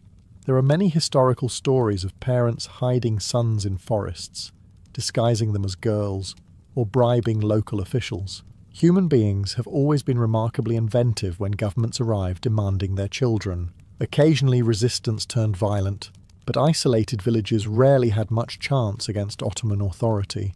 By this stage, the empire controlled enormous territories and maintained one of the most organised military systems in the world. Angry peasants with farming tools were not exactly a strategic nightmare for imperial officials. For the selected boys, the emotional confusion must have been overwhelming. One day they belonged entirely to their village church, language and family traditions. The next day, they stood in a line beside strangers, while soldiers prepared to escort them away towards cities they had never seen, and a future they could not imagine. Many boys probably believed they would never return home again. Often they were correct. And yet, there was another strange layer beneath the grief. Some families quietly understood that service in the Ottoman system could offer opportunities impossible to achieve in poor rural villages. A boy might someday become wealthy, educated, powerful, even influential at the Sultan's court, which created a deeply uncomfortable reality. The empire taking your son might also be the greatest opportunity your family would ever receive. Medieval history had a talent for moral situations that felt designed specifically to ruin everyone's peace of mind. After the separation came the journey. The selected boys were marched away from their villages in groups under Ottoman supervision, travelling along dusty Balkan roads toward larger administrative centres deeper inside the empire. For many of them, it was the first time they had ever left their local region. Medieval peasants did not exactly spend weekends backpacking across continents for personal growth. Most villages were worlds unto themselves. A boy might spend his entire childhood knowing only nearby mountains, rivers, churches and farms. Then suddenly he was walking beside strangers through unfamiliar towns while hearing different languages, seeing Ottoman soldiers everywhere, and realizing the empire stretched far beyond anything he had imagined. The journey itself could last weeks. The boys travelled on foot most of the time, carrying limited belongings while guards maintained order. They slept in inns, camps, barns, or temporary stations along imperial roads. Some boys cried constantly during the first days, others became silent. A few adapted quickly, especially older children who understood resistance would change nothing. Over time, friendships often formed among the recruits. Shared fear has a way of creating fast bonds. Boys from Albanian mountain villages marched beside boys from Bosnian valleys or Bulgarian towns. Many could not even speak to each other properly at first, but exhaustion, hunger, cold nights and uncertainty created their own universal language rather efficiently. Meanwhile, Ottoman officials continued observing them during the trip. The empire was still evaluating character. Boys who constantly caused trouble, fought excessively, or disobeyed orders damaged their chances for advancement later. Discipline mattered enormously in Ottoman military culture. A future janissary was expected to obey commands immediately, survive hardship quietly, and function as part of a larger machine. Essentially, the empire was attempting to mass-produce elite loyalty. A sentence that sounds deeply unsettling because it absolutely is. As the recruits moved farther from home, they also moved farther from their old identities. Christian villages, local dialects, family traditions and childhood routines slowly disappeared behind them. Ahead waited Ottoman cities, Islamic education, military training, and a completely different social world. Some boys probably felt terror every single night. Others may have begun feeling curiosity, because despite the brutality of the system, the Ottoman Empire was undeniably impressive. Massive cities, organised armies, enormous markets, beautiful mosques, and disciplined state institutions stood in sharp contrast to the poor rural villages many recruits came from. That contrast mattered. The Devshirme was not only about taking boys away from their past, it was about overwhelming them with the scale, power, and confidence of the empire they were now expected to serve. And the Ottomans understood psychology almost as well as they understood conquest. Eventually, the long roads ended. The boys arrived at major Ottoman towns and administrative centres where the real transformation would begin. For many recruits, this moment felt like entering another world entirely. The empire wanted that reaction. Confused people are easier to reshape than comfortable ones. The cities were overwhelming. Crowded markets stretched through narrow streets, filled with merchants shouting in Turkish, Greek, Arabic, Persian and Balkan languages all at once. Camels moved beside horses. Minarets towered above rooftops. Massive mosques dominated the skyline while officials, soldiers, craftsmen and scholars moved through the streets with the confidence of people living at the centre of a global empire. For a village boy from the Balkans, it must have felt almost unreal. One week you were chasing goats through muddy hillsides. The next week you were standing outside enormous stone buildings while hearing the call to prayer echo across a city larger than every village you had ever known combined. History occasionally moved with the subtlety of being hit in the face by a cartwheel. The recruits were processed carefully upon arrival. Officials registered them again, checked records, and sorted boys according to age, health, intelligence, and potential. Some would eventually enter palace schools for advanced education. Others would begin agricultural or labour training with Turkish families in Anatolia. The empire did not rush the process. The Ottomans invested heavily in preparing loyal servants for long-term use. This was not random cruelty. It was systematic state engineering. One of the first major changes involved language. The boys were expected to learn Turkish as quickly as possible. Without it, advancement inside the Ottoman system was almost impossible. Religion would also become central to their new lives. The recruits were converted to Islam and introduced gradually to Ottoman customs, discipline, and social expectations. To modern observers, this feels harsh because it was harsh. The empire intentionally separated the boys from their previous identities. Family connections, local loyalties, and regional traditions had to weaken if loyalty to the Sultan was going to replace them. The Janissaries were designed to belong entirely to the Ottoman state, and strangely enough, many eventually embraced that role completely. Some recruits adapted faster than others. Intelligent boys who learned Turkish quickly or showed discipline often attracted positive attention from instructors. Ambitious children realized early that obedience and education could open extraordinary opportunities inside the empire. Because for all its brutality, the Ottoman system also offered something rare in the medieval world. A poor peasant boy could rise through merit and become more powerful than kings, provided he first survived the empire determined to rebuild him from the ground up. Not every selected boy was sent directly into military barracks or palace schools. Many first passed through a quieter stage of the Ottoman system. Life with Turkish Muslim families in Anatolia. On paper, this was meant to help the recruits learn the language, religion, customs, and daily rhythms of Ottoman society before formal Janissary training began. In reality, it was also a carefully designed process of cultural replacement. The boys were scattered across villages and farms far from their original homes. Distance mattered. The empire understood that identities weaken faster when surrounded by unfamiliar people, unfamiliar words, and unfamiliar expectations every single day. For the recruits, the experience could feel deeply isolating. Most arrived barely understanding Turkish. Suddenly they were expected to live among strangers, follow Islamic customs, work daily tasks, and adapt quickly or risk punishment. Medieval childhood was not famous for offering emotional support seminars and healing workshops by candlelight. You adapted or you suffered. The Turkish families themselves varied enormously. Some treated the boys harshly as cheap labour. Others treated them surprisingly well, almost like adopted sons. Historical records describe both cruelty and kindness, because human beings, unfortunately, refuse to become historically consistent for the convenience of documentaries. The recruits worked constantly. They helped in fields, carried water, chopped wood, tended animals, repaired tools, and learned ordinary village labour. At the same time, they absorbed the Ottoman language naturally through daily conversation. Prayer routines, clothing styles, eating habits, and social behavior slowly became familiar. And slowly the transformation began working.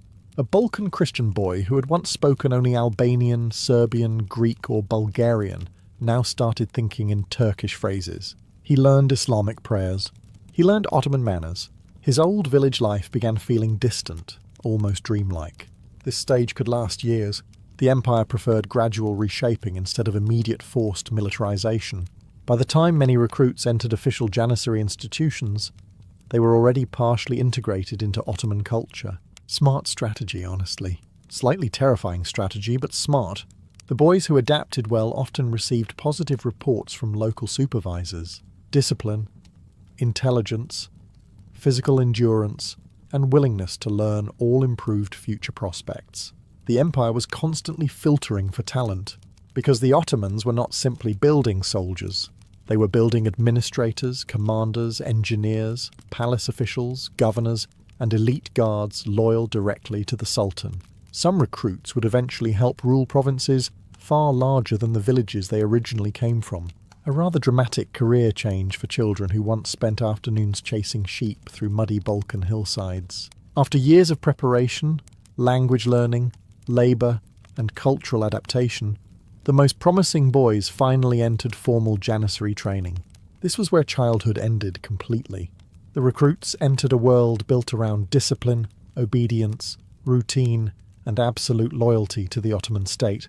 Everything was controlled carefully. Sleep, food, exercise, education, religion, behaviour, even conversation. The empire intended to shape boys into elite servants of the Sultan, with the precision of a blacksmith forging weapons. And like most forging processes, it involved a great deal of suffering. The training institutions operated with military strictness. Recruits woke early, prayed regularly, trained physically, and studied constantly. Laziness was punished. Disobedience was punished. Fighting unnecessarily was punished. Medieval military systems generally believed punishment solved nearly everything except bad weather.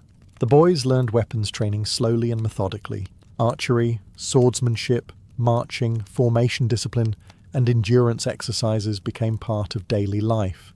Physical conditioning mattered enormously because Janissaries were expected to campaign across enormous distances under brutal conditions. Snow in Hungary one year, desert heat near Persia the next. The Ottoman Empire enjoyed expanding in every possible direction simultaneously, which unfortunately required soldiers capable of surviving all climates known to mankind.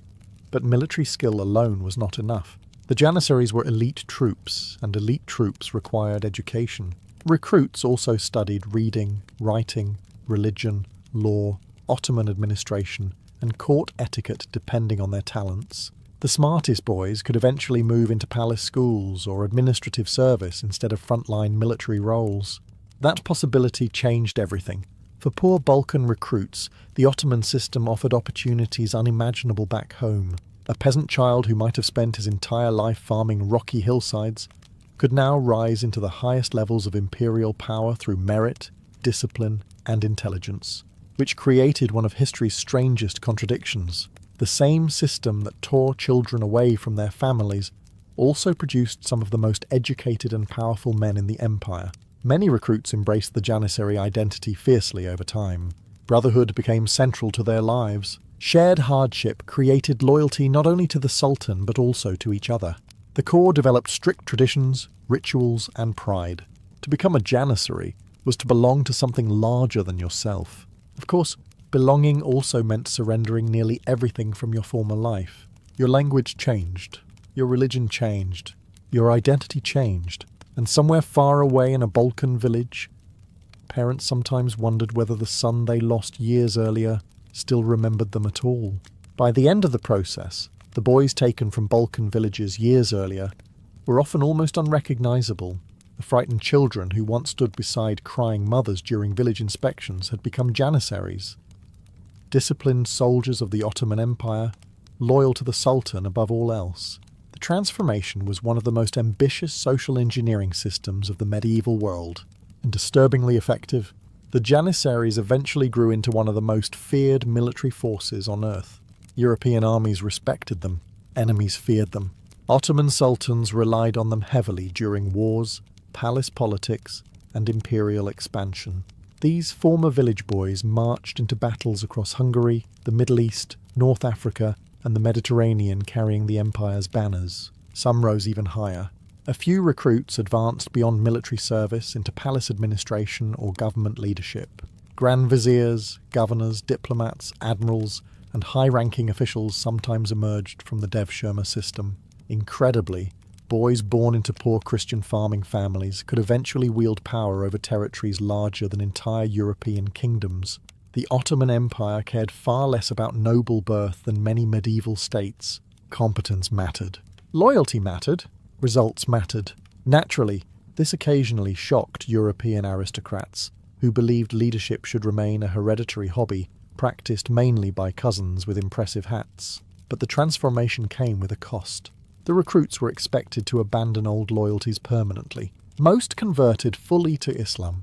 Many lost fluency in their childhood languages. Family connections faded across the years. Some janissaries never saw their villages again. Others returned decades later as imperial officials, wealthy soldiers, or administrators serving the very empire their parents once feared. Imagine that reunion for a moment. Your son disappears as a frightened village child, and returns 20 years later wearing silk robes, speaking Ottoman Turkish fluently, commanding soldiers, and discussing imperial policy with the confidence of a man who has personally watched cities surrender. History rarely produces emotionally uncomplicated family dinners. Over time, the Janissaries became so powerful that they eventually turned into a political force capable of influencing sultans themselves. They gained wealth, privileges, and enormous influence inside the empire. What began as an elite military corps slowly evolved into something much larger and far more dangerous politically. Ironically, the system that once strengthened Ottoman power would later contribute to instability inside the empire itself. But during its height, the Devshirme created exactly what the Ottomans intended, a loyal ruling class built not from noble bloodlines, but from carefully selected boys taken from villages across the Balkans and reshaped into servants of an empire determined to rule the world. Long before churches, cathedrals, and monastery bells spread across the Iberian Peninsula, the people of ancient Hispania worshipped in forests, not polished temples, not marble sanctuaries, forests. Deep groves of oak, pine, yew, and evergreen trees served as sacred ground for Celtic tribes, Iberian peoples, Celtiberians, and other communities scattered across ancient Hispania. To them, nature was not simply scenery. It was alive.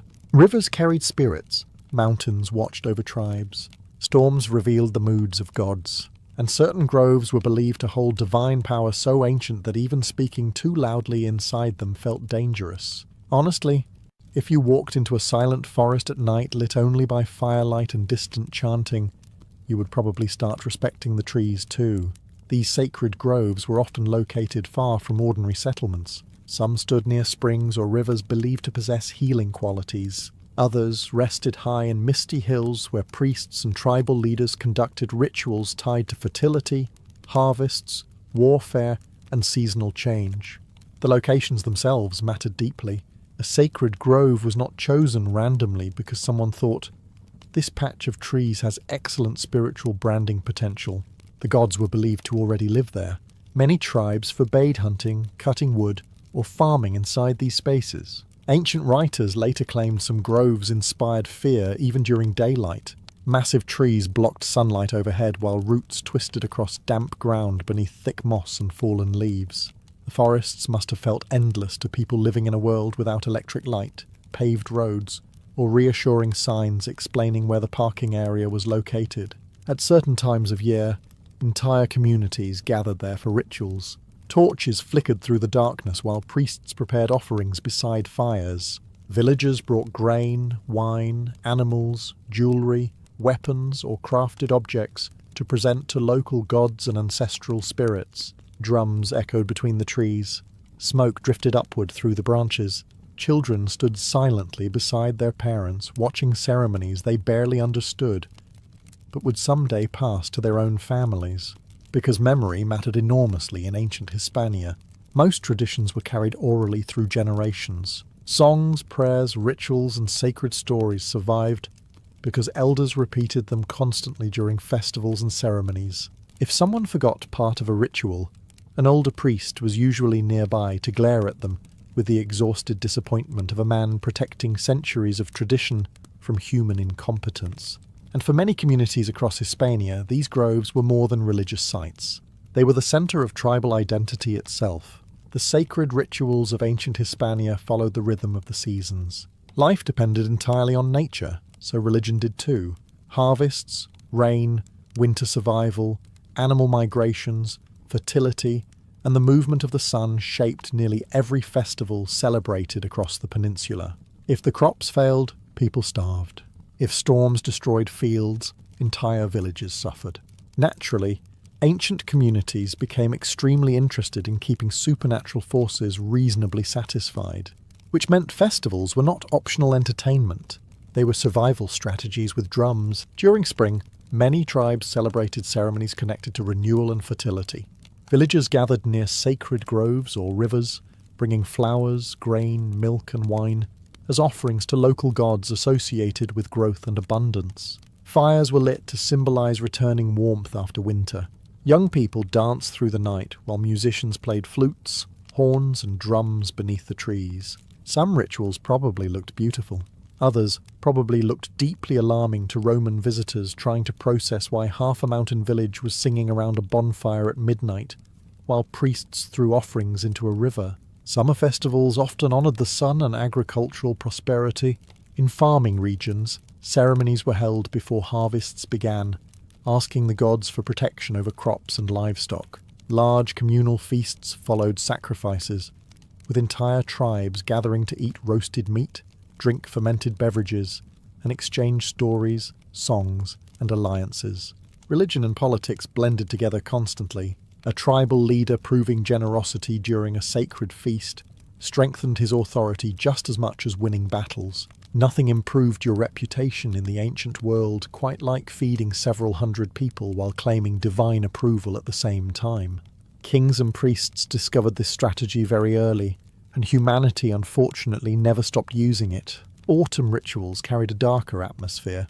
As the days shortened and cold approached, ceremonies focused on death, ancestors, and the uncertain future of winter. Fires again became important symbols. Some communities believed the boundary between worlds weakened during certain nights of the year, allowing ancestral spirits to move closer to the living. Families left food offerings outside homes or near sacred spaces to honour the dead.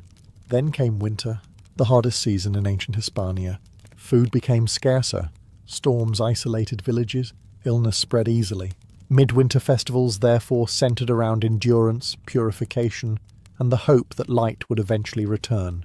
Huge fires illuminated the darkness, while rituals asked the gods to guide communities safely into another year. And somewhere in every village stood at least one exhausted priest desperately hoping nobody forgot the sacred chants halfway through the ceremony. Because ancient religion depended heavily on memory. And memory, unfortunately, has always been one of humanity's least reliable skills. The rituals of ancient Hispania almost always involved offerings. You did not simply ask the gods for protection, rain, fertile fields, healthy children, or victory in battle, and then walk away empty-handed. Divine relationships, much like modern bureaucracy, required constant payments to function smoothly. The offerings varied from tribe to tribe across Hispania, but the purpose remained similar. Maintain balance between the human world and the supernatural one. Food was among the most common gifts. Grain, bread, milk, honey, olive oil, fruits and wine were placed near sacred groves, rivers, caves or stone altars. During harvest festivals, communities sometimes offered the first crops of the season before consuming any themselves. The logic was simple enough. Offend the gods, and next year everyone starves together in spiritual unity. Animal sacrifices were also widespread. Sheep, goats, pigs, cattle, and occasionally horses were sacrificed during major ceremonies. Priests performed rituals carefully while villagers gathered nearby, watching in silence. Parts of the animal might be burned for the gods, while the rest became part of a communal feast afterward. Ancient religion and public barbecue often existed dangerously close together. Some offerings carried deep symbolic meaning. Weapons were frequently dedicated to war gods or river spirits after battles. Archaeologists have discovered swords, spears, helmets, and shields deliberately bent or broken before being placed into lakes, rivers, or sacred pits. The weapons were not discarded accidentally. They were being surrendered permanently to divine powers, which must have been painful considering how expensive ancient weapons were. Imagine spending months forging a sword only to throw it into a swamp because the gods helped your tribe survive another war. Spiritual devotion occasionally demanded truly aggressive financial decisions. Jewellery and precious objects were also offered during important rituals. Gold bracelets, silver ornaments, beads, and decorated ceramics have been discovered in sacred sites across the Iberian Peninsula. Some families likely donated treasured possessions during times of crisis, hoping the gods would reward sacrifice with protection or prosperity. Human offerings may have existed too in certain regions and periods, though the evidence remains debated. Ancient Roman writers loved describing barbarian rituals in dramatic detail, partly because Romans deeply enjoyed portraying other cultures as horrifying, while casually hosting gladiator fights for public entertainment. Historical irony rarely travels alone. Still, sacred rituals in Hispania clearly carried enormous emotional power. People believed the gods watched storms, crops, rivers, wars, births, and deaths constantly. Offerings were not symbolic gestures to them. They were necessary acts, maintaining harmony between fragile human communities and a dangerous, unpredictable world. And in fairness, when your entire village depends on whether rain arrives at the correct time, suddenly leaving gifts for supernatural forest spirits starts sounding surprisingly reasonable. Every sacred ritual in ancient Hispania required someone capable of communicating with the gods, and preferably someone who would not accidentally insult a river spirit halfway through the ceremony. The spiritual leaders of ancient Hispania varied across different tribes and regions, but they held enormous authority within their communities. Some acted as priests overseeing sacrifices and seasonal festivals. Others served as healers, diviners, guardians of sacred traditions, or interpreters of omens. Religion was woven into daily life so completely that spiritual leadership often blended with political power. A respected priest could influence entire tribes. Many sacred leaders operated within groves, caves, mountain shrines, or isolated ritual spaces believed to possess divine energy. Ancient writers later described some Hispano-Celtic priests as deeply connected to nature, astronomy, and ancestral traditions.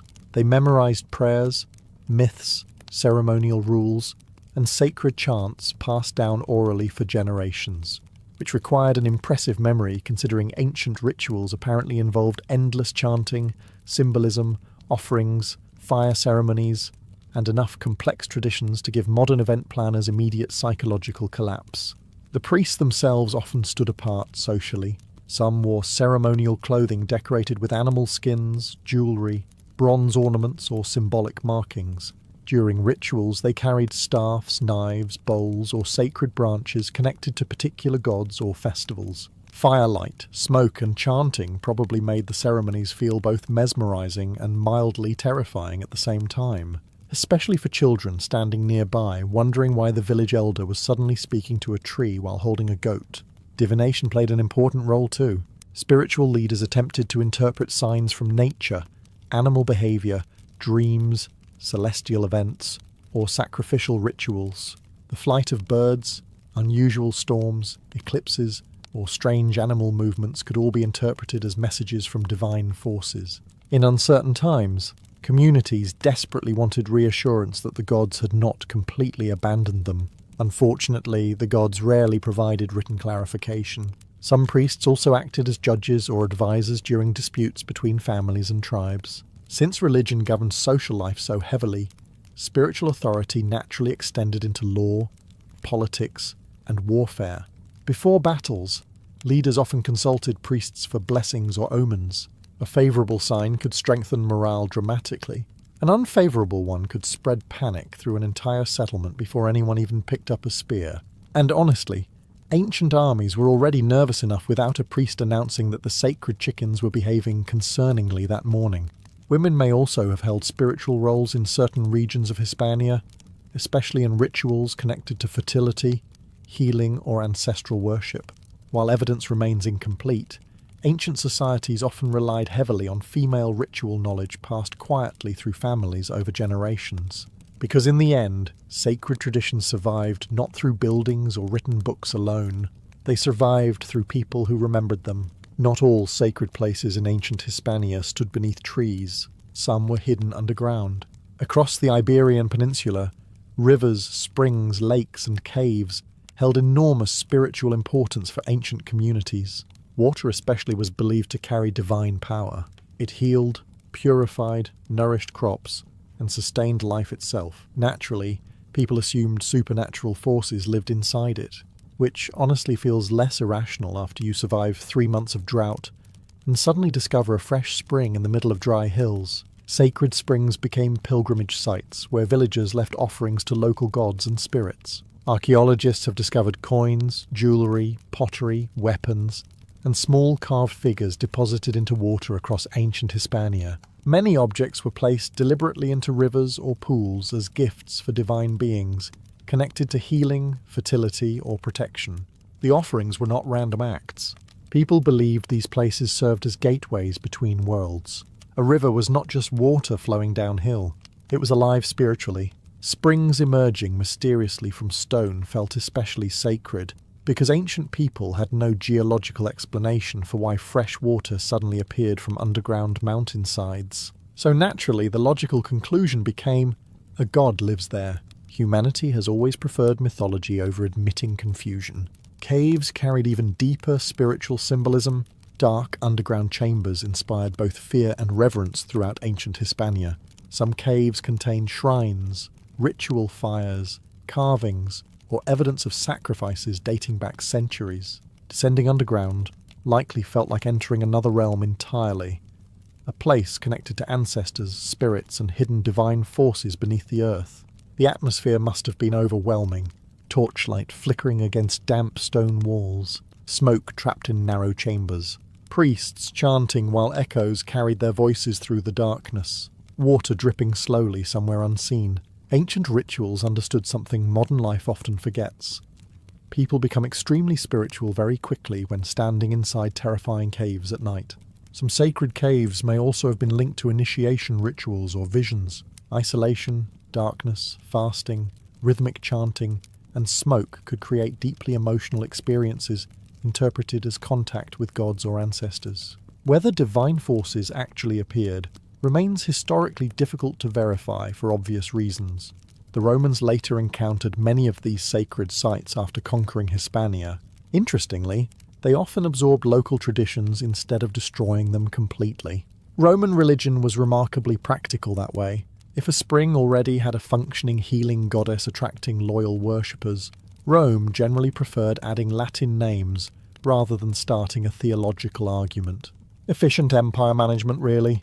And through centuries of conquest and cultural change, many sacred rivers, caves, and springs remained spiritually important long after the original tribes themselves had disappeared.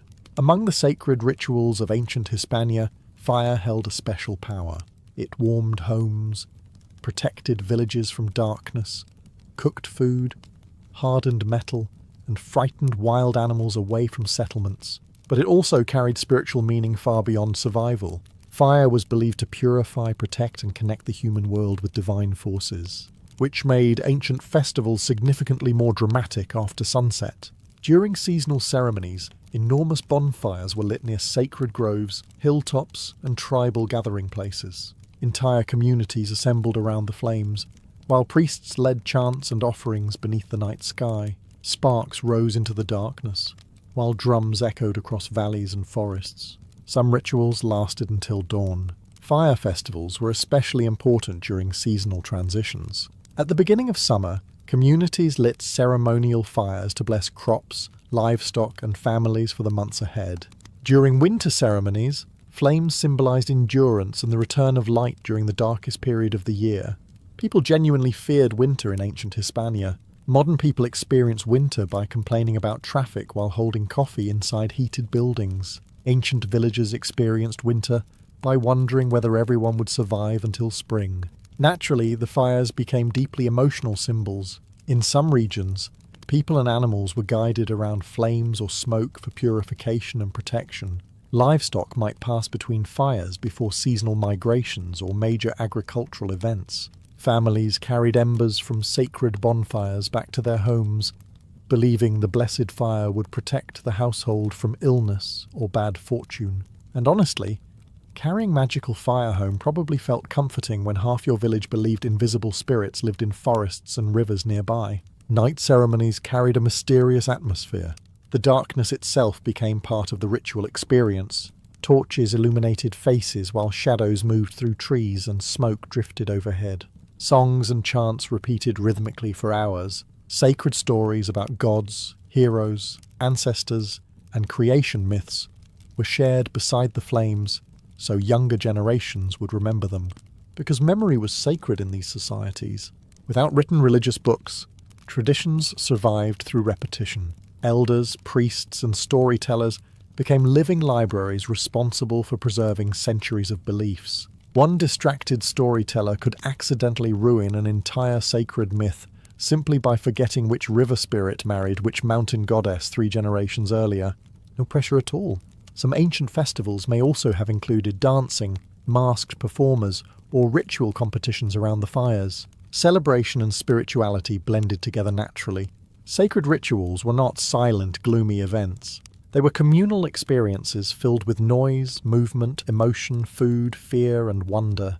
And for a few nights each year, entire villages gathered beneath the stars, believing the gods themselves stood somewhere beyond the firelight watching alongside them. The people of ancient Hispania did not believe the dead simply vanished. Ancestors remained close to the living, watching over families, villages, and tribal lands long after death. Spirits of the dead were respected, feared, and remembered constantly through rituals carried across generations. In many communities, maintaining peace with ancestors was just as important as pleasing the gods themselves, because offending supernatural grandparents sounded like an exceptionally bad life decision. During certain festivals, especially in autumn and early winter, families performed ceremonies honouring deceased relatives. Food, wine, bread, and small offerings were left near graves, sacred stones, caves, or household shrines. Fires burned through the night while prayers and chants called upon ancestral spirits for protection and guidance. Some people believed the dead could influence harvests, health, weather, and family fortune. Others feared restless spirits might bring illness, disasters, or bad luck if forgotten or dishonoured.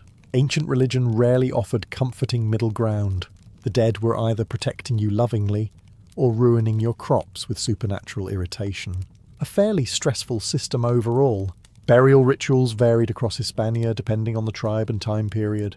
Some communities cremated their dead, placing ashes inside decorated urns buried with jewellery, weapons, pottery, or personal belongings.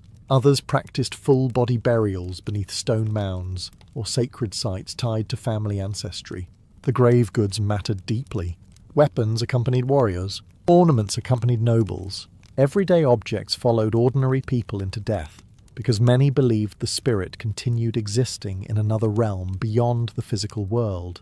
Apparently, even the afterlife required proper equipment and respectable household items. Certain locations became strongly associated with ancestral presence. Ancient tombs, standing stones, caves, and hilltop burial grounds often turned into sacred spaces visited during rituals throughout the year. Families gathered there to remember lineage, honour the dead, and reinforce connections between generations. In tribal societies, ancestry shaped identity completely. Knowing who your ancestors were mattered politically, socially, and spiritually. The Romans later noticed how seriously many Hispano-Celtic peoples treated ancestral traditions. Some Roman writers described elaborate mourning ceremonies, funeral feasts, and nighttime rituals connected to the spirits of the dead. Naturally, the Romans also exaggerated parts of these practices, because Roman historians occasionally wrote about foreign cultures with the calm objectivity of gossiping neighbours peeking through curtains. Still, ancestor worship clearly remained central across ancient Hispania for centuries. The living depended on memory, and memory depended on ritual. Around fires, beside graves, within sacred groves, and under cold autumn skies. Families repeated the names and stories of the dead, so they would never fully disappear from the world. Because to many ancient communities, true death came only when nobody remembered you anymore. Before warriors in ancient Hispania marched into battle, they performed rituals, a great many rituals, because if you were about to charge towards several hundred armed enemies carrying spears, shields and unresolved personal issues, you probably wanted supernatural support wherever possible. Across the Iberian Peninsula, warfare carried deep religious meaning.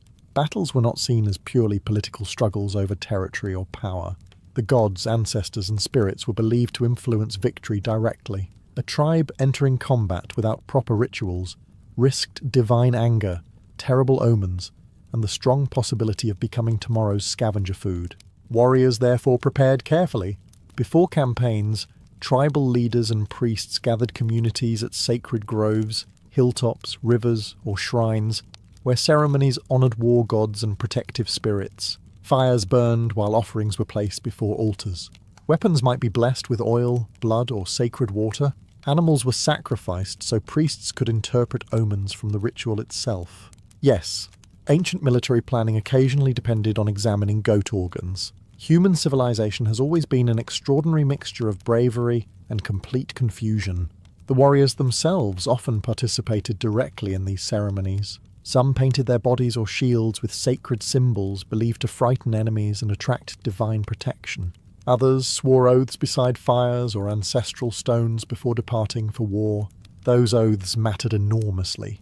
Breaking sacred vows risked not only social disgrace but supernatural punishment. Ancient societies believed cowardice, betrayal or dishonour could anger both gods and ancestors. The dead were always watching, apparently, which must have made relaxing extremely difficult. Music also played an important role before battle. War horns, drums, chanting, and rhythmic singing built unity among warriors while intimidating opponents. Ancient Roman writers later described Iberian and Celtiberian war songs echoing through valleys before combat began. Hearing hundreds of armed tribesmen chanting together through mist-covered hills probably created a fairly memorable morning for invading armies. Some rituals focused on purification. Warriors bathed in rivers, passed through sacred smoke, or touched ritual fires before campaigns. These acts symbolized protection and spiritual cleansing before facing death, because everyone understood one uncomfortable reality. Many of the men standing around the fire would never return home, and ancient people understood death far more personally than modern societies do. Victorious warriors often returned to sacred sites afterward to dedicate captured weapons, armour, or enemy banners to the gods. Archaeologists have discovered ritual deposits of bent swords and broken spears across ancient Hispania, likely offered after successful battles. The message was simple. Victory belonged partly to divine forces, not just human strength. And in a brutal ancient world filled with tribal warfare, Roman invasions, raids, famine, and uncertain survival, believing powerful gods fought beside you was sometimes the only thing standing between courage and absolute terror. Even after Rome conquered Hispania, the old rituals did not disappear overnight. Empires rarely erase ancient beliefs as neatly as history books pretend. People continue doing what their grandparents taught them, especially in remote villages far from imperial officials. And across the mountains, forests and valleys of Hispania, sacred traditions survived stubbornly for centuries, sometimes openly, sometimes quietly. The Romans introduced their own gods, temples and ceremonies across the peninsula, but they also understood something important. Local religions were easier to absorb than destroy completely. So instead of banning every sacred spring or grove immediately, Rome often merged local deities with Roman ones. A mountain god became associated with Jupiter. A healing spring goddess received a Latin name. Everyone continued worshipping at the same place, while pretending this counted as major religious reform. Classic empire strategy, honestly. Many sacred sites remained active long into the Roman era. Offerings still appeared in rivers and springs. Villagers still gathered around ancient groves. Ancestor rituals continued inside homes and burial grounds. In some regions, local priests adapted to Roman customs, while quietly preserving older traditions underneath the surface. Then Christianity arrived, and once again, the old beliefs refused to vanish completely. Churches were often built directly on top of sacred pagan sites. Holy wells replaced sacred springs. Christian festivals absorbed older seasonal celebrations tied to fire, harvests, and winter rituals. In many villages, ancient customs survived disguised beneath new religious language. Human beings are remarkably resistant to abandoning traditions involving bonfires and communal feasts. Some rural communities in Spain and Portugal continued performing seasonal fire ceremonies well into the medieval period. Certain mountain festivals, processions, and fertility customs may carry echoes of rituals far older than Christianity itself. Even modern folk traditions involving fires, dancing, sacred waters, or seasonal celebrations sometimes preserve fragments of ancient Hispania, hidden beneath centuries of cultural change. The sacred landscapes endured too. Ancient caves, forests, springs, and hilltops often remained spiritually important long after people forgot exactly why they mattered originally. A mysterious grove still felt holy. A mountain spring still inspired reverence. Memory faded slowly, but atmosphere remained. And honestly, ancient sacred sites have a strange way of affecting people even today. Stand alone inside an old forest at dusk or beside a silent mountain spring, and something ancient still lingers there psychologically. Maybe not gods exactly, but centuries of human belief leave marks behind. The people of ancient Hispania understood that deeply. To them, the world was alive with spirits, ancestors, gods, and unseen forces woven into every river, storm, fire, and forest. Their rituals were not separate from life itself. They were life itself, carried carefully from one generation to the next through memory, fear, wonder, and the stubborn human desire to feel connected to something greater than survival alone. The first sight of Tenochtitlan must have felt impossible. As Spanish conquistadors marched into the Valley of Mexico in the early 16th century, they expected another conquered settlement, maybe a fortified town, a few temples, crowded streets, and nervous locals preparing tribute. Instead, rising from the shimmering waters of Lake Texcoco, they saw one of the largest and most astonishing cities on Earth. An entire metropolis standing on islands in the middle of a lake.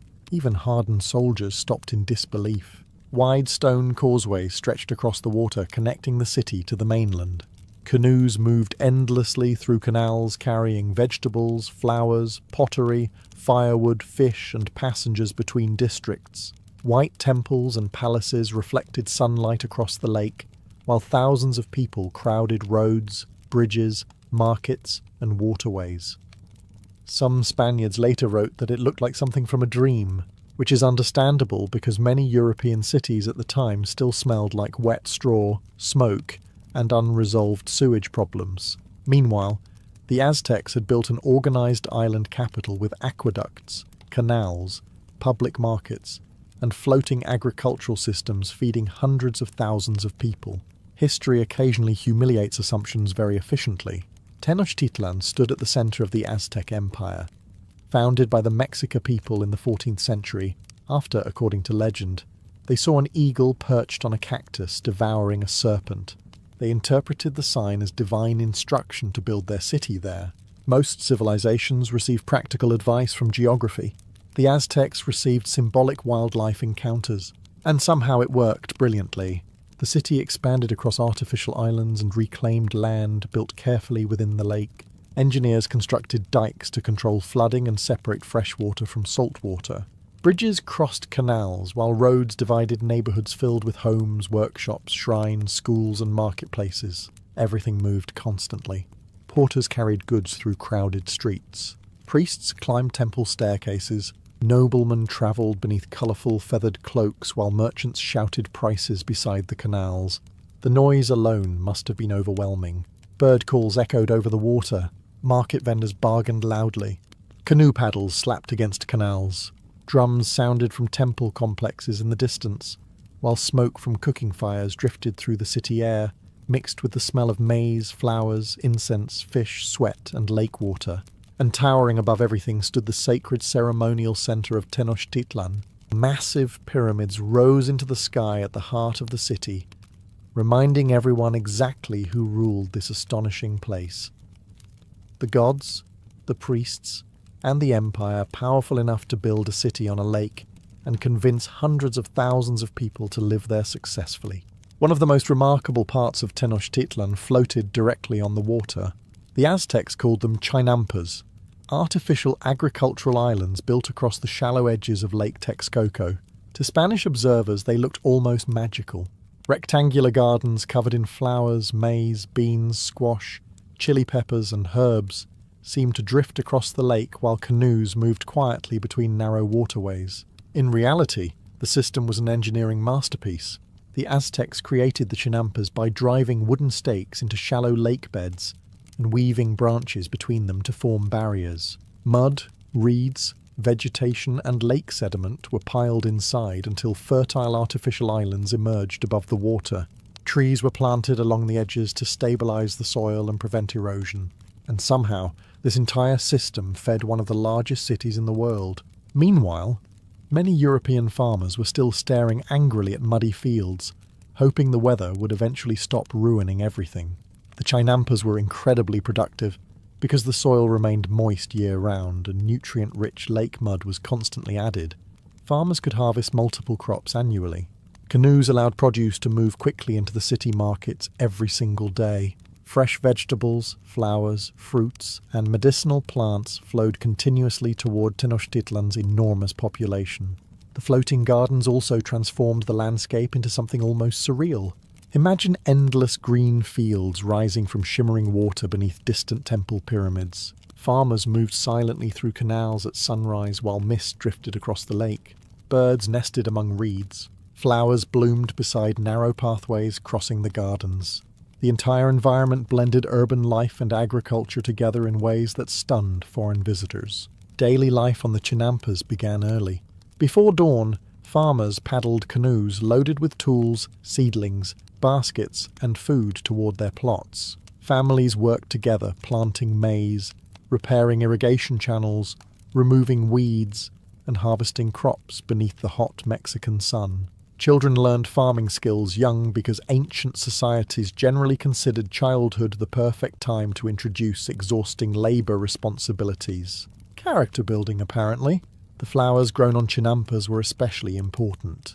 Tenochtitlan consumed enormous quantities of flowers for religious ceremonies, noble households, festivals, perfumes, decorations, and offerings to the gods. Bright blossoms filled marketplaces daily, adding colour and fragrance to the already crowded city.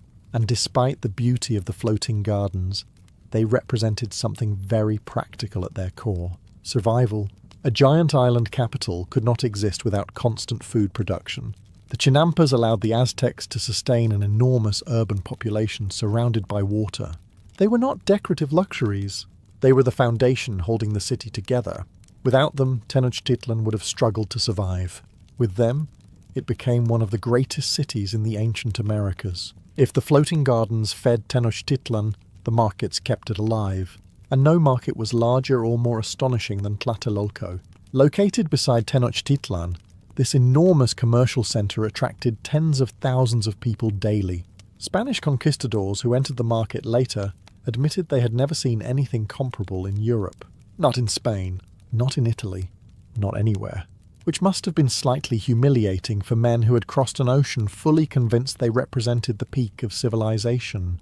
The market stretched across massive open plazas surrounded by officials, merchants, porters, guards, and endless rows of goods organised carefully into sections. Order mattered enormously. This was not chaotic screaming and random bargaining. The Aztecs regulated trade seriously. Judges supervised disputes, while inspectors monitored weights, prices, and transactions. Ancient capitalism, but with more feathered cloaks and fewer motivational podcasts. The sheer variety of products amazed foreign visitors. Fresh vegetables from the chinampas filled baskets beside fruits, cacao beans, maize, beans, chili peppers, and tomatoes. Merchants sold fish from the lake alongside turkeys, rabbits, deer meat, and prepared foods cooked directly in the market. Flowers, pottery, woven cloth, obsidian blades, jewellery, medicinal herbs, rubber, tobacco, feathers and tools crowded the enormous plaza. And then there were the luxury goods: bright green jade, polished gold ornaments, turquoise mosaics, jaguar pelts, tropical bird feathers, and finely crafted weapons circulated among wealthy nobles and elite warriors. The feather workers especially produced astonishing art using brilliant quetzal and macaw feathers arranged into ceremonial clothing and shields, so beautiful they barely looked real. Some merchants specialized in enslaved people too, because ancient cities unfortunately always find ways to remind you they are still ancient cities. The sounds of Tlatelolco never stopped. Thousands of voices bargained constantly while porters moved through crowds carrying heavy goods on their backs. Canoes arrived nearby loaded with produce from the lake. Vendors shouted prices. Priests passed through the plaza collecting supplies for temples. Noblemen inspected luxury items while ordinary families searched for daily necessities. The smells were just as intense. Fresh tortillas, roasted meat, flowers, fish, spices, sweat, lake water, smoke, and crowded humanity mixed together beneath the hot sun. Somewhere nearby, someone was absolutely getting cheated in a negotiation over beans. Human history maintains consistency in small ways. For the Aztecs, the market represented more than trade. It was the beating heart of the city itself. Every road, canal, farm, workshop and tribute system flowing through the empire eventually connected back to places like Tlatelolco, where the wealth and power of Tenochtitlan became visible every single day. In Tenochtitlan, people did not simply walk everywhere, they paddled. The Aztec capital was filled with canals running through neighborhoods, marketplaces, farming districts, and ceremonial areas like watery streets crossing the city. Canoes moved constantly from sunrise until deep into the night carrying people, food, construction materials, flowers, animals, tribute goods, and every other object required to keep a giant island capital functioning. Imagine Venice if Venice had more maize, more priests, and significantly greater concern about appeasing war gods. For many residents, canoes were part of ordinary daily life. Merchants transported vegetables from the Chinampas into city markets before dawn. Families travelled between districts across narrow waterways. Porters loaded boats with pottery, wood, textiles, and food supplies, while fishermen moved quietly through the lake searching for fish, frogs, and water birds. The canals made transportation efficient in a city surrounded by water.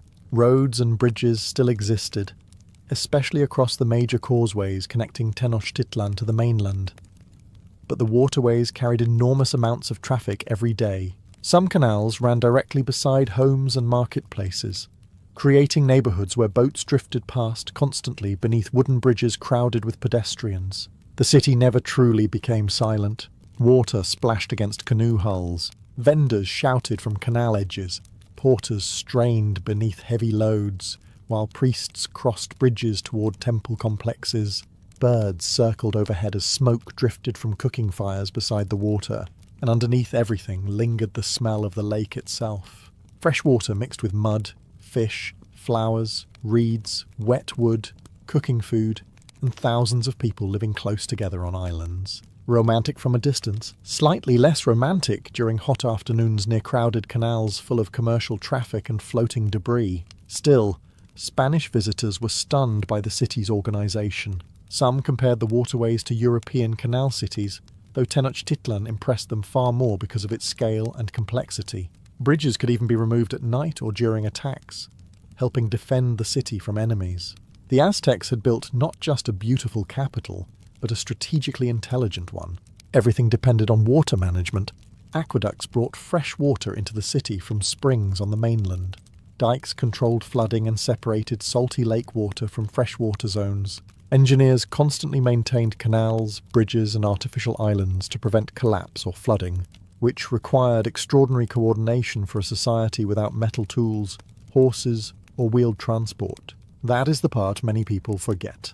The Aztecs built this enormous aquatic city largely through human labour, engineering skill, organisation, and relentless maintenance. Every canal cleaned, every bridge repaired, every canoe loaded before sunrise represented thousands of ordinary people working constantly to keep Tenochtitlan alive upon the surface of the lake. Above the crowded streets, canals, and marketplaces of Tenochtitlan rose the sacred heart of the city, the temples. Towering pyramid structures dominated the skyline, visible from across the lake like stone mountains rising above the water. At the centre stood the Templo Mayor, the great temple of the Aztecs, dedicated primarily to Huitzilopochtli, god of war and the sun, and Tlaloc, god of rain and fertility, which tells you almost everything about Aztec priorities immediately. War and agriculture. Conquer your enemies, then make sure the crops grow afterward. The ceremonial district surrounding the temples was enormous. Priests, nobles, warriors, musicians, servants, and pilgrims moved constantly through courtyards, filled with shrines, altars, incense burners, and sacred statues painted in brilliant colours. Drums echoed through the city, while smoke from copal incense drifted upward into the sky. The atmosphere must have felt overwhelming. The temples themselves were painted vividly in reds, blues, whites, and yellows, not the bare grey stone people often imagine today. Massive staircases climbed steeply toward shrines at the summit, where priests conducted rituals overlooking the entire city and lake beyond. And those priests were impossible to ignore. Aztec priests often wore long dark robes stained with blood and incense ash. Many allowed their hair to grow long and tangled. Some fasted regularly or practiced painful rituals of self-sacrifice using thorns or blades. Religion in Tenochtitlan was not casual spiritual reflection beside calming music. It was intense, physical, and absolutely woven into every aspect of life. Ceremonies happened constantly throughout the year. Festivals honoured gods connected to rain, war, harvests, death, fire, and cosmic balance. Musicians played drums, flutes, and shell trumpets, while dancers wearing elaborate feathered costumes performed in temple courtyards. Nobles presented offerings of flowers, food, jade, gold, incense, and precious textiles. Then came the sacrifices. Yes, the human sacrifices were real. The Aztecs believed the gods had sacrificed themselves to create and sustain the universe. Human blood therefore became a sacred offering necessary to maintain cosmic balance and ensure the sun continued rising. Without sacrifice, many believed the world itself could collapse into darkness and chaos. Comforting worldview overall. Victims, often war captives, were brought up temple staircases before enormous crowds gathered below. Priests performed rituals at the summit while drums thundered across the city. Spanish observers later described these ceremonies with horror. Though it is worth remembering, Europe at the same time was enthusiastically conducting executions, torture, and religious violence on an industrial scale. Human history rarely provides morally uncomplicated civilizations. Still, for the people of Tenochtitlan, these ceremonies were not acts of cruelty alone. They were sacred acts believed to keep the universe alive itself. Life in Tenochtitlan depended on strict social order. Everyone had a place. Nobles ruled. Priests advised the gods. Warriors earned glory through conquest. Merchants built wealth through trade. Farmers fed the city. Labourers carried stone, cleaned canals, repaired roads, and did the exhausting work keeping the empire alive, while nobles discussed cosmic destiny from comfortable palaces. A timeless arrangement, really. At the top stood the emperor, the Huitlatawani, the great speaker, who ruled the Aztec Empire from lavish palaces filled with servants, guards, gardens, courtyards, and exotic animals. The emperor was not viewed as a god exactly, but he possessed enormous sacred authority connected to warfare, religion, and imperial power. Below him came the nobility. Noble families controlled land, politics, military leadership, and priesthood positions. They wore elaborate feathered cloaks, gold jewellery, and fine cotton clothing, unavailable to ordinary citizens. Sumptuary laws even regulated what different classes could wear, because throughout history, wealthy people have always feared the lower classes accidentally dressing too confidently. Warriors held especially high status in Aztec society. Military success brought prestige, rewards, and opportunities for advancement. Young men trained from childhood to become fighters, and capturing enemies alive in battle was often valued more than simply killing them. Prisoners served religious purposes during ceremonies, which gave warfare a deeply spiritual dimension. Nothing motivates military recruitment quite like explaining that the gods personally require captives. Elite warrior societies such as the Jaguar warriors and Eagle warriors became symbols of courage and honour. They wore dramatic costumes made from animal skins, feathers, and decorated armour designed to intimidate enemies while displaying status publicly. Then came the merchants. Aztec merchants, especially the long-distance Pochteca traders, occupied a strange position. Officially they ranked below nobles, but many became extremely wealthy and influential through trade networks stretching across Mesoamerica. They brought jade, cacao, tropical feathers, gold, textiles, obsidian, and luxury goods into Tenochtitlan from distant regions. Some also worked as spies for the empire. Ancient businessmen truly never stopped networking. Most people in the city, however, were ordinary citizens. Farmers, fishermen, craftsmen, labourers, canoe builders, potters, weavers, and market vendors filled the neighbourhoods surrounding the ceremonial centre. Families lived in modest homes made from stone, adobe, or reeds, while children helped with work from an early age. Education mattered strongly too. Even ordinary children attended schools where they learned religion, discipline, history, and practical skills. Aztec society valued order intensely. Laziness, drunkenness, theft, and disobedience could bring harsh punishment, because the empire believed social stability depended on constant discipline. And in a city as massive and crowded as Tenochtitlan, perhaps they were not entirely wrong. Despite the massive temples, crowded markets, and imperial ceremonies, most people in Tenochtitlan spent a large part of daily life thinking about one thing: food. Because feeding a city of hundreds of thousands of people sitting in the middle of a lake required extraordinary organisation. Every sunrise brought fresh deliveries from Chinampa farms, fishing boats, hunting parties, merchants, and tribute caravans flowing into the capital. And at the centre of nearly every meal stood maize. Corn was not simply food to the Aztecs, it was life itself. According to their beliefs, humanity had been created from maize by the gods. Tortillas, tamales, porridge, and maize dough appeared constantly in homes, markets, temples, and festivals throughout the city. If you somehow disliked corn in Tenochtitlan, daily life would become emotionally exhausting very quickly. Women usually handled most household cooking. Before dawn, many families were already awake, grinding maize on stone matates to prepare dough for the day's meals.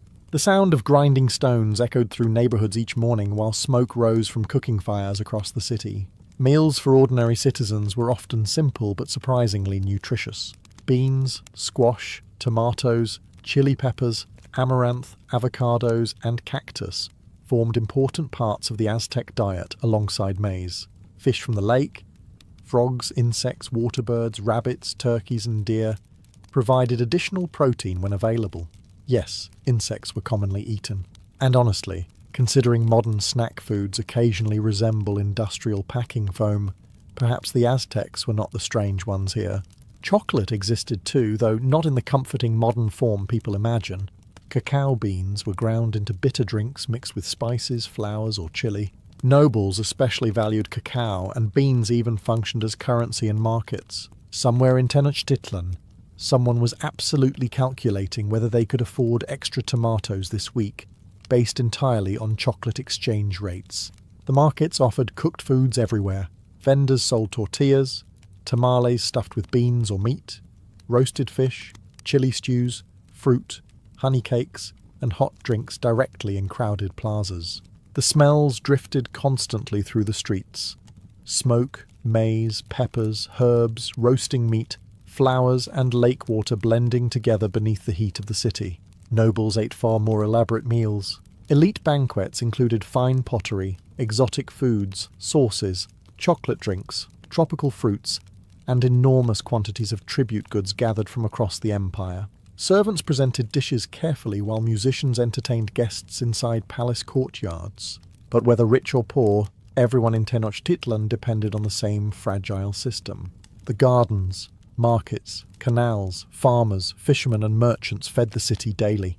Without them, the glorious capital on the lake would stop functioning almost immediately. When the Spaniards finally entered Tenochtitlan in 1519, the city stunned them into silence. Hernan Cortés and his men had marched through mountains, forests, and hostile territories, expecting another wealthy indigenous kingdom they could intimidate with horses, steel, and dramatic speeches about the Spanish crown. Instead, they found themselves staring at one of the greatest cities they had ever seen. A city cleaner, larger, and more organised than many places back in Europe. That realisation must have been deeply inconvenient for their egos. As the Spaniards crossed the great causeways leading over Lake Texcoco, they saw endless canoes moving through canals beside brilliant white buildings rising from the water. Temples towered above crowded districts, while markets overflowed with goods from across the empire. The roads bustled with merchants, priests, nobles, labourers and warriors dressed in brightly coloured cotton and feathered garments. Several Spanish accounts later admitted the city looked enchanted.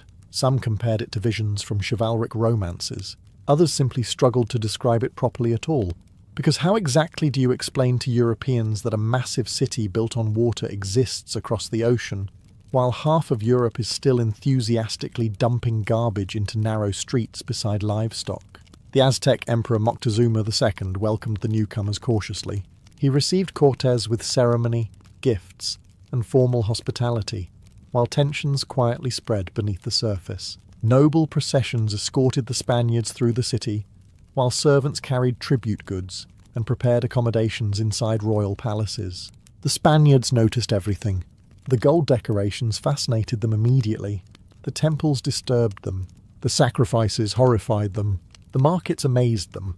The discipline of the city impressed them deeply.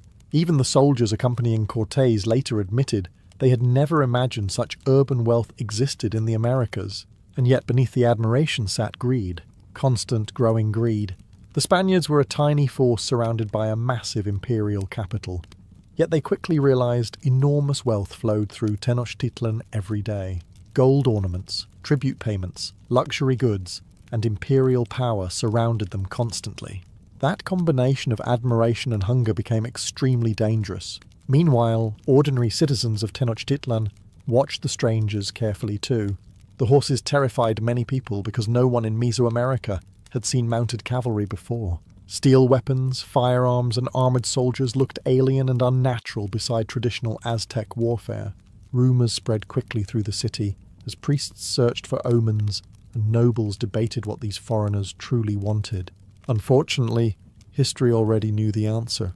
Disease, war, betrayal, siege and destruction were approaching the city on the lake. And Tenochtitlan, despite all its beauty and power, stood only a short distance from catastrophe. The destruction of Tenochtitlan did not happen in a single dramatic moment. It happened slowly, painfully, and with unimaginable chaos. After tensions exploded between the Aztecs and the Spaniards, violence consumed the city.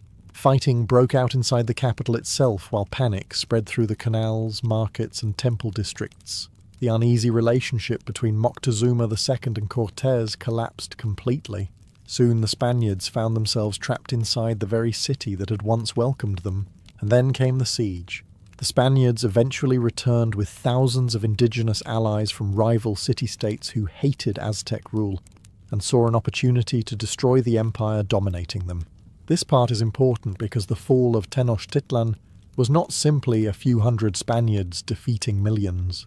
It was a massive regional conflict fueled by alliances, resentment, disease, and political collapse. History rarely fits neatly into simple movie scenes.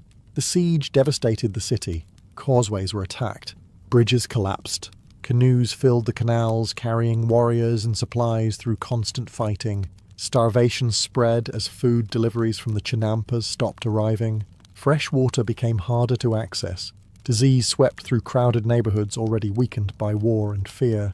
Smallpox proved especially catastrophic. The epidemic tore through the population with horrifying speed because the people of the Americas had no immunity to European diseases. Entire families died within days. Priests, nobles, warriors, farmers and children all suffered together while the city struggled to defend itself against enemies closing in from every direction. Meanwhile, the Spaniards systematically dismantled Tenochtitlan piece by piece. They used brigantines, small armed boats built on the lake, to control the waterways and destroy Aztec canoes. Street fighting consumed entire districts. Temples burned, houses collapsed, corpses filled canals once crowded with merchants and flower sellers.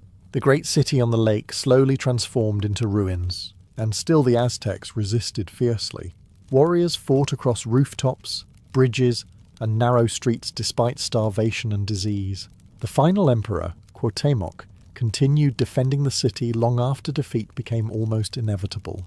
For the people of Tenochtitlan, surrender meant the destruction of their world itself. In 1521, the city finally fell.